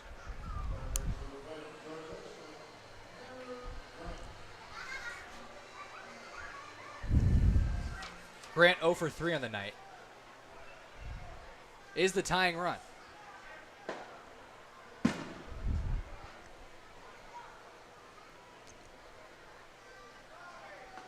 First pitch from Bronco Witt misses outside.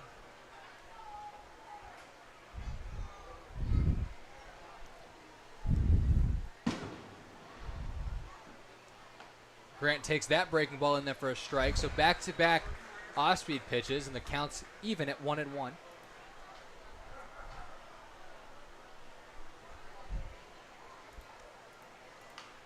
That one popped Jaden Little and Dom Felix, but Dom Felix with a sliding catch. Not very often you see the catcher move that far from his position, but catches it on the warning track. It'll be 4-2 as he heads to the bottom of the 7th inning. And it's 7th inning stretch time here at Phil Wilkes. Don't go anywhere.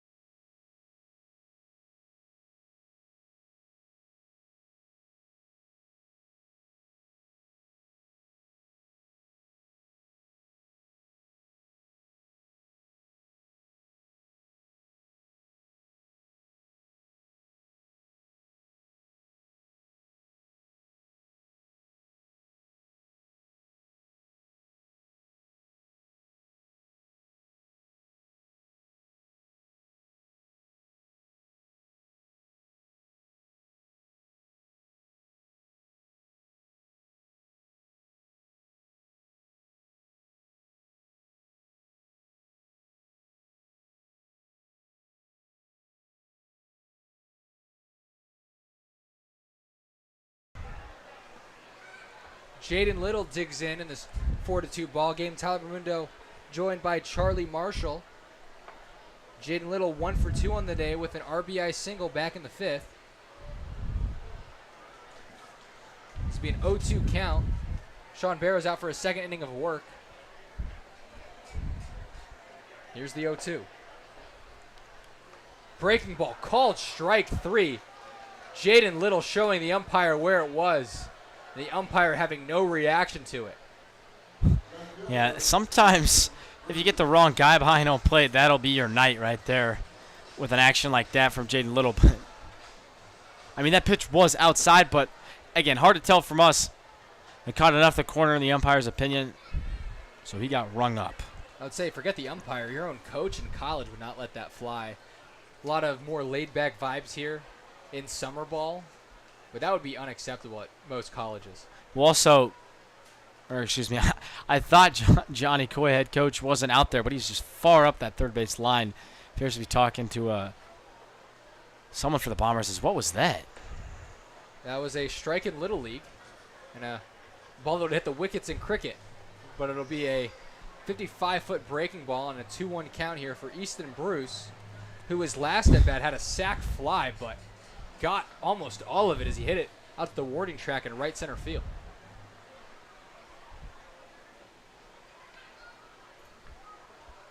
Here's the 2-1. Breaking ball. That one misses in the dirt. Not as short as the last pitch, but we have 3-1 count here to Easton Bruce out of Washburn. Here's Burrow's pitch. That one grounded to first base, but foul. Umpire doing a little dance over there. Backpedaling.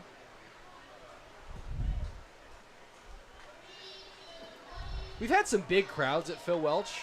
Last night we had over 3,500. I think this is the biggest crowd we've had all year, Charlie. Yeah, it is packed. Breaking ball sets Easton Bruce down. So back-to-back Ks and the third K in a row for Sean Burrows going back to last inning. As it'll be 2 outs now for Darius Freeman.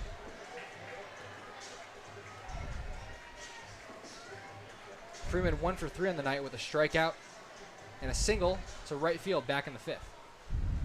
Here's Freeman. First pitch breaking ball. Another ball very short in the dirt. This one bounces off the catcher, Carter Rice, and almost hits the netting back here.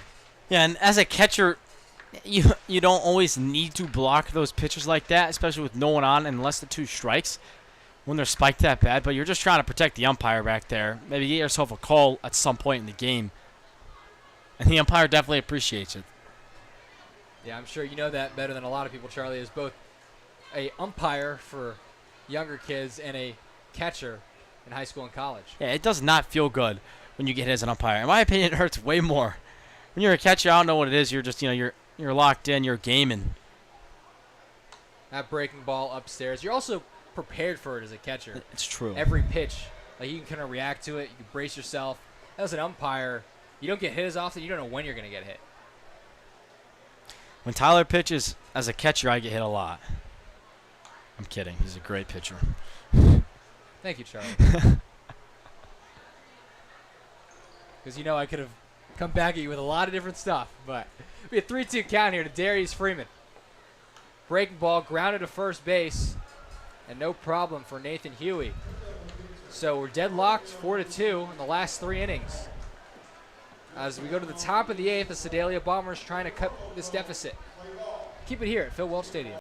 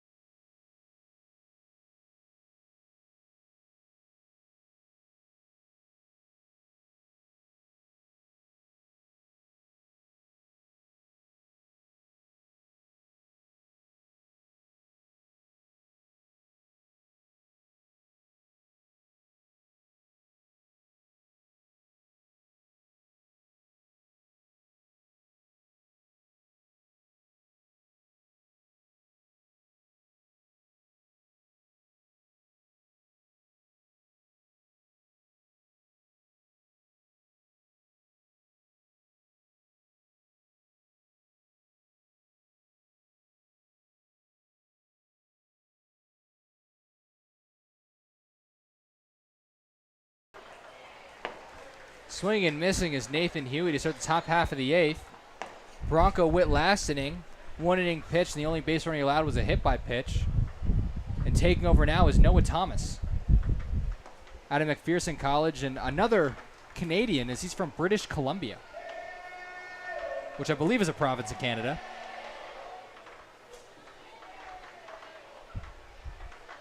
Huey 1 for 3 on the night with 2 strikeouts. Now 1 for 4 on the night with 3 strikeouts. First batter Noah Thomas faces, and he gets the K. Good changeup.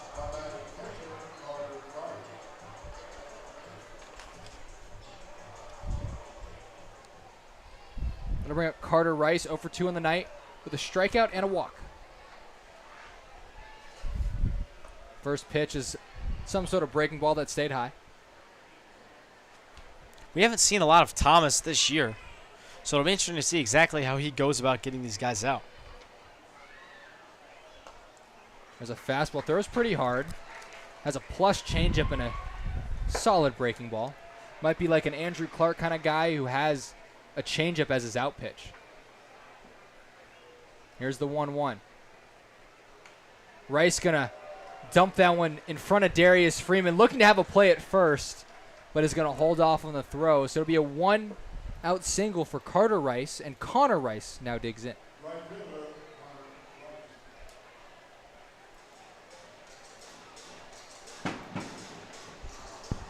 As the fireworks coming in bunches now here in St. Joe.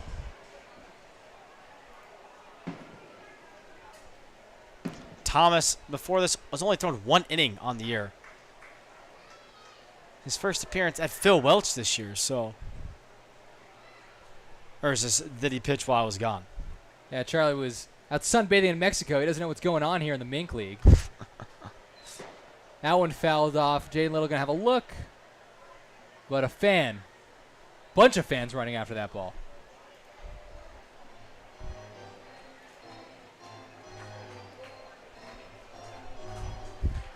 So Connor Rice, 1 for 3 on the night with a single, infield single to Mason Holton. There goes his brother Carter Rice. Good throw from Dom Felix. And Carter Rice is hung out to dry. A big caught stealing as Noah Thomas can breathe a bit with no one on and a 1-2 count. Yeah, great throw from Dom Felix right there.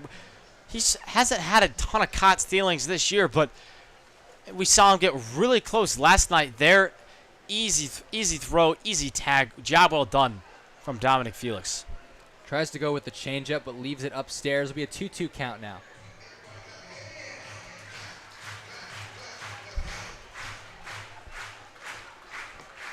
Here's the McPherson College product. Gonna get him on a breaking ball. Called strike 3, rung up by the home plate umpires Connor Rice. And Noah Thomas with an unconventional 1-2-3 inning in the top of the 8th. We go to the bottom of the 8th now. Mustangs trying to extend their lead up 4-2. Keep it here on the St. Joseph Mustangs broadcast.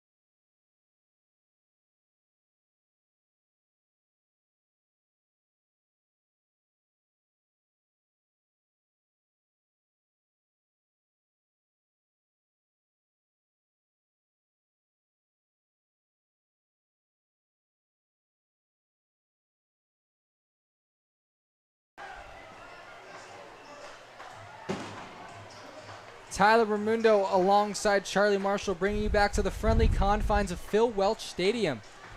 Bottom of the 8th now, leading things off is Mason Holton for the Mustangs. He's 0 for 2 on the night with a sac fly and an RBI. While we have the chance, Charlie, what is the Mustangs' upcoming schedule looking like?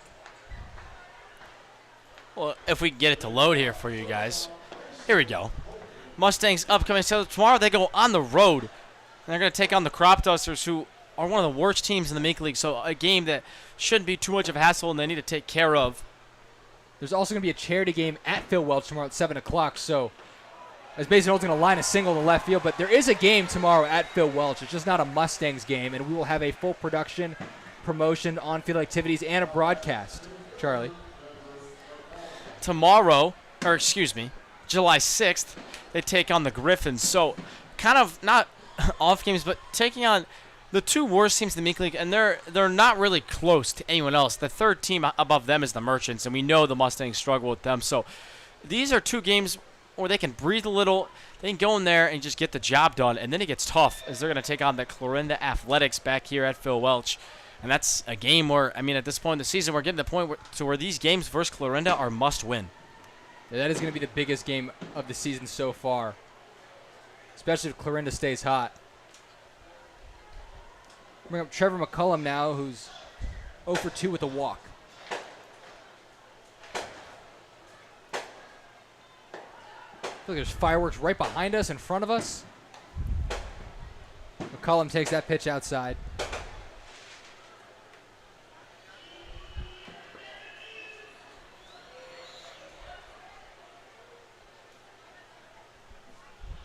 Here's the 1-2. Good breaking ball. Has Trevor McCullum reaching for it. Be one out for Jeter Mose.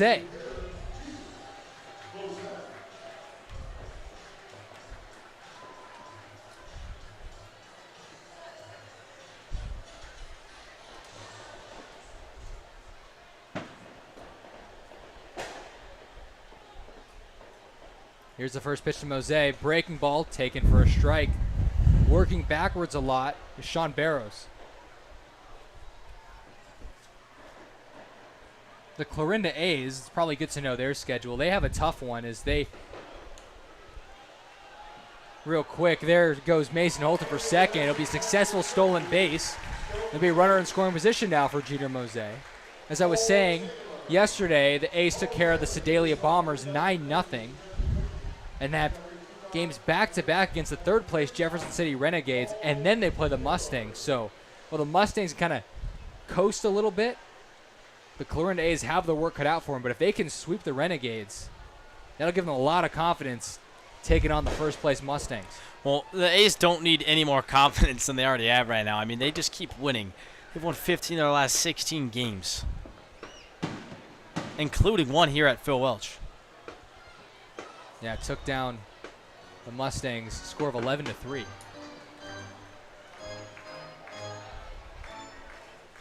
Mose up in the count 2-1.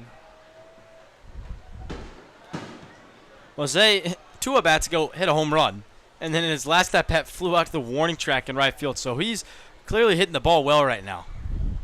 Seen some fireworks in right field, seen some fireworks behind us, and seen some fireworks off Jeter Mose's bat tonight. Here's the 2-1. Breaking ball, slow one, stays upstairs.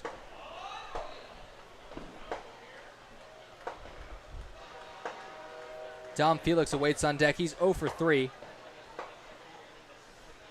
Carson Schrack, who's 3 for 3, behind him. Here's the 3-1.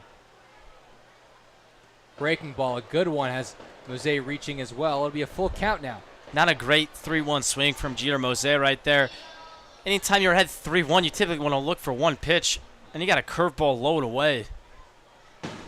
Mose typically likes pitches on the inside part of the plate, so I don't know why that curveball was enticing to him. Here's the 3-2. Breaking ball is shot through the 5-6 hole, laying out and not making the play is Tanner Grant. Mason Holton being waved home. Throw comes from left field, and Mason Holton is in there standing. A one-out single for Jeter Mose, his second RBI tonight, as he's 2 for 4. Yeah, that ball is shot straight out of a cannon off a barrel of Jeter Mose. And Holton, No hesitation at all. Comes storming in and a big insurance run. Now the Mustangs up 3. Be 5-2 now for the Mustangs. Dom Felix taking a fastball on the outside part of the plate for a strike.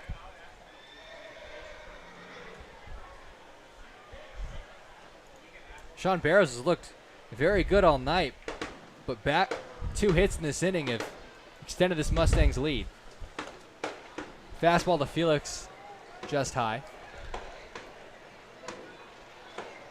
Barrows has made 7 appearances, only 2 starts, so a guy that isn't used to pitching to the order a second and third time, and right now he's getting these Mustang hitters for the second time around, and that might be why he's having some fits. Here's a good curveball. Be a 1-2 count now to the Mustangs catcher.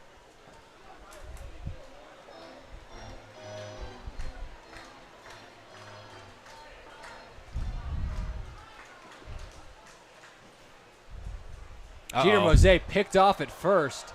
Going to get in a rundown. And the throw's going to get away from the second baseman, Ryan Rattone. Sloppy defense from the Sedalia Bombers. It's Jeter Mose going to walk over to third. Yeah, that play all on first baseman Nathan Huey, holding onto the ball just entirely too long. You're taught when a runner's picked off like that to get the ball to second base and let him work it back to first. Instead, Huey runs him all the way back to the bag and then kind of makes an emergency chuck that, you know, his parlay at shortstop just had no play on. That pitch misses upstairs. It's now a couple rundowns this season we've seen the Mustangs get out of. Well, Mose did the right thing. When you get picked off like that, no sense in trying to get back. Just head to second. Especially the first baseman's not sprinting at you. Like, try to take the extra base, make a play. And if you're the defense, the worst case scenario should be the guy goes back to the original base, not trying to make a play on the next one. Good breaking ball. Dom Felix goes down looking. As it'll be Carson Schrack now with a runner on third and 2 out. Felix appeared to be upset with himself after that, take. Curveball just fooled him just enough. Well, now Schrack. I mean, 3 for 3 on the night. He's having himself some kind of game. I don't know if we've seen anyone go 4 for 4 at home. Bodenhausen got close last night. Went 3 for 4. Schrack trying to one-up him. Darius Freeman went 4 for 5 one night. I remember that. He had three doubles. I do remember that. To every single outfielder. Remember that? Left, center, and right. Schrack not going to go 3 for 3. He'll be 3 for 4. But the Mustangs get another run thanks to a Jeter Mose single. And it'll be 5-2 Mustangs head to the top of the 9th. Only 3 outs needed here at Phil Welch. Don't go anywhere on the St. Joseph Mustangs broadcast.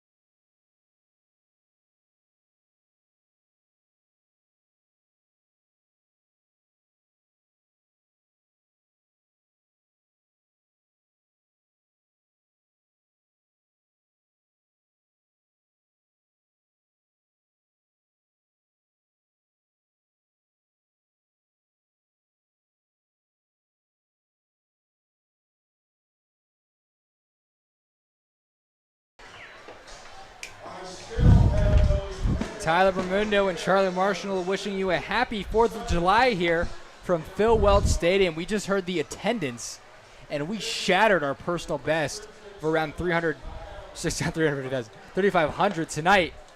Over 4,000 people. It's going to be a fair ball. Wow, way to spoil the moment right there. How does that work?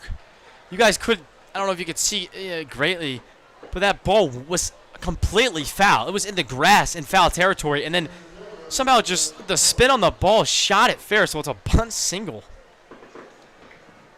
Yeah, it might have been the cut of the grass, too. Couldn't quite get up on the lip and rolled back. It'll be a bunt single for Will Munich, and Chris Miller digs in. He's going to hit that one to center field. Easton Bruce and Trevor McCullum coming after. It's Trevor McCullum, the center fielder, calling off Bruce. As Tim Teixeira, the new reliever, gets it out. Teixeira, having a fantastic year, is also the Mink League leader in saves with 5. Second place is Jaron Guck with 3.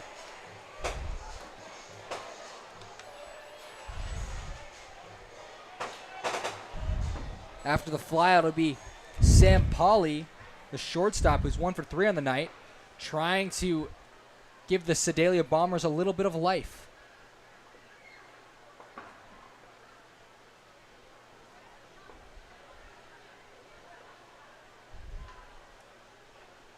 Teixeira been a dominant reliever. As you mentioned, had the lowest whip on the team. There goes the runner from first. Going to be a close play. Will Munich called safe. A questionable decision to steal as it's the top of the 9th, and his run means nothing. Yeah, I don't really understand that. You're down 3. I mean, it eliminates the double play, but it's just not worth the risk. Yeah, if you're going to go in the situation, you better be sure you're going to be safe, and that was pretty close. Something we haven't talked about tonight is Easton Bruce and McCollum, both from Washburn, both outfielders. Had some miscommunication there, but I mean, I'm not exactly sure the amount of time spent together in the outfield at Washburn. Both have significant numbers to the point of where they played a decent amount. And again, McCullum, a very good outfielder. You would expect that he's playing center field at Washburn as well. But they almost clashed right there and ran into each other. 0-1 to Sam Pauley. Breaking ball misses downstairs. Tim Teixeira supporting a .6 ERA. But even more impressive, a .67 whip. Yeah, we talked about how low some of these whips on the Mustangs teams were earlier today. That ball's going to get passed down Felix.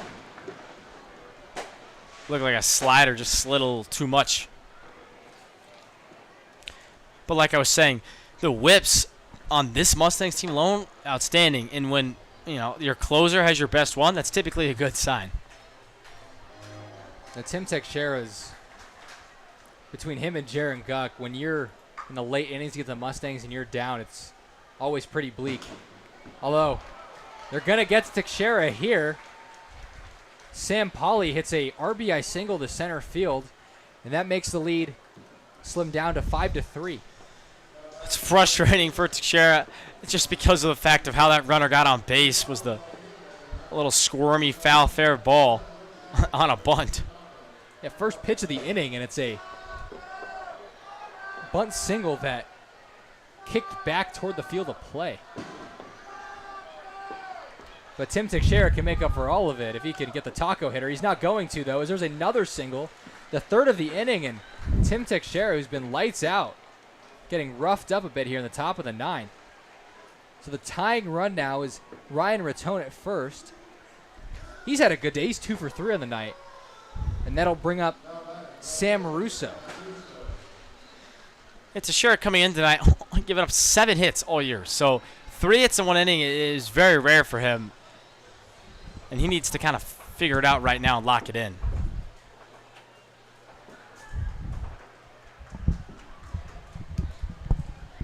Sam Russo on the night.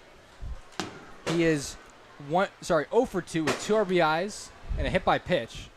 First pitch breaking ball in there from Tim Teixeira. And don't forget, Russo's 5th in the entire Mink League in batting average. So he's used to putting a couple hits together every game. And tonight he has 0. Here's the 0-1. Fouled back, and Teixeira really needing it is up ahead 0-2. Teixeira really could use strikeout number 17 right here on the year. And he has a good changeup. It wouldn't surprise me if they went to it. Worst case scenario, you can get a ground ball. Here's the 0-2. Breaking ball hit out to Darius Freeman and right. And he'll make the catch. Not tagging is Sam Pauley at second.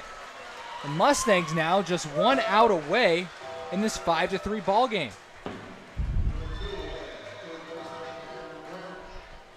Tanner Grant, second in the entire Mink League in home runs. So, although you're 1 out away, you still need to be cautious. Yeah, maybe not the best all-around hitter, but if you want to take the lead, this is your guy for the Sedalia Bombers. First pitch is a slider, misses outside. But I can attest with personally knowing Teixeira, he's not afraid. He's definitely going to go right after him right here. 1-0 to Tanner Grant. Both runners go. This one's grounded to third. A intentional, unintentional hit and run, and the Bombers are going to cut the lead down to 5-4.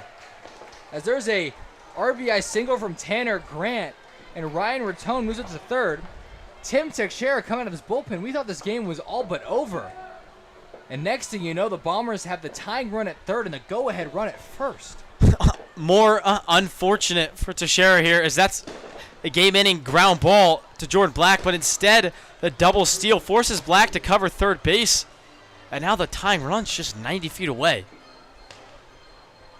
Maybe he's trying to give these fans a show.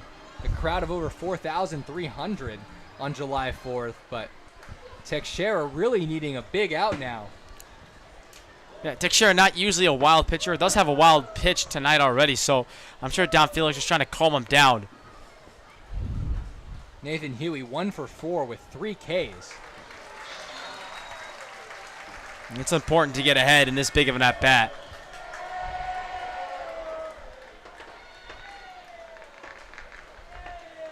Here's the 0-1 to Huey.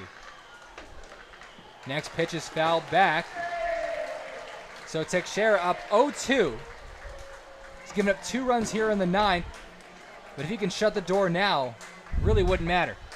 And if you want to go off speed here, if you're downfield, you just need to make sure you keep it in front of you. Yeah, Dom Felix has to get anything in the dirt. I say it a lot, but we need a brick wall right here from Dominic Felix. Crowd of over 4,000 on their feet. Strike 3 called. Tim Teixeira with a little bit of trouble, but closes the door for the Mustangs as on July 4th, they win it 5-4 over the Sedalia Bombers. How about it, Tim Teixeira? A little interesting, but he gets the job done. The Mustang fans are going home happy. We'll be back with our post-game show after the break. The Mustangs taking care of business and win their 27th ball game of the year. Don't go anywhere. We got more for you in the St. Joseph Mustangs broadcast.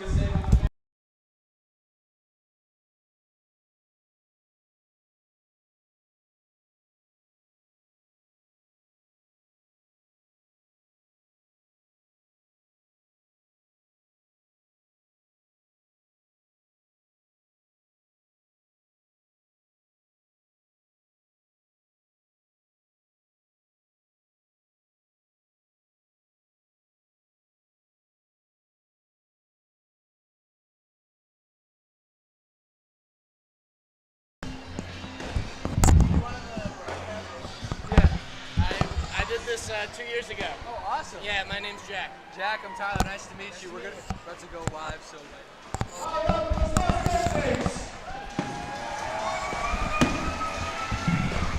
We appreciate you guys spending your July 4th Independence Day with us tonight. One more round of applause for all the veterans and actives who are running to present Independence tonight.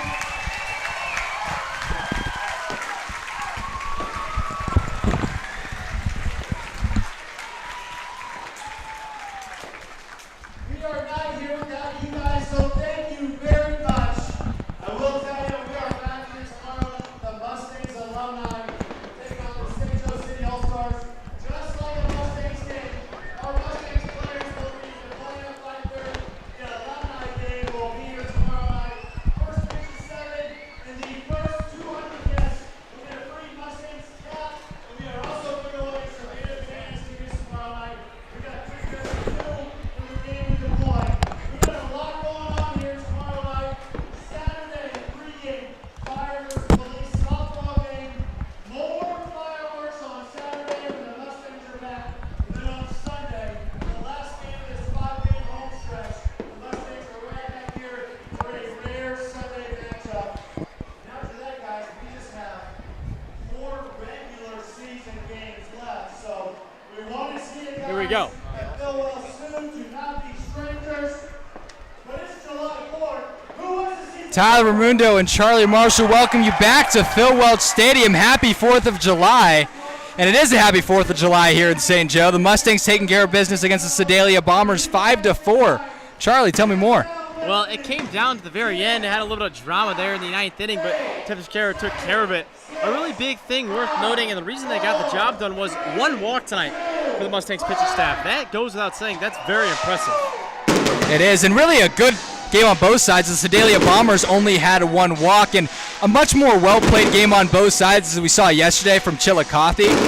But it was a gritty win. The Mustangs were down 1 and then took care of business. We're up 4-2 and ended up hanging on 5-4. Charlie, how about the bats for the Mustangs tonight? Yeah, I mean, the bats took a little bit to come alive, but thanks to Junior Mose, he kind of kick-started them there in the 4th inning with a solo shot. His 3rd home run of the year, now the 3rd Mustang with 3 of them.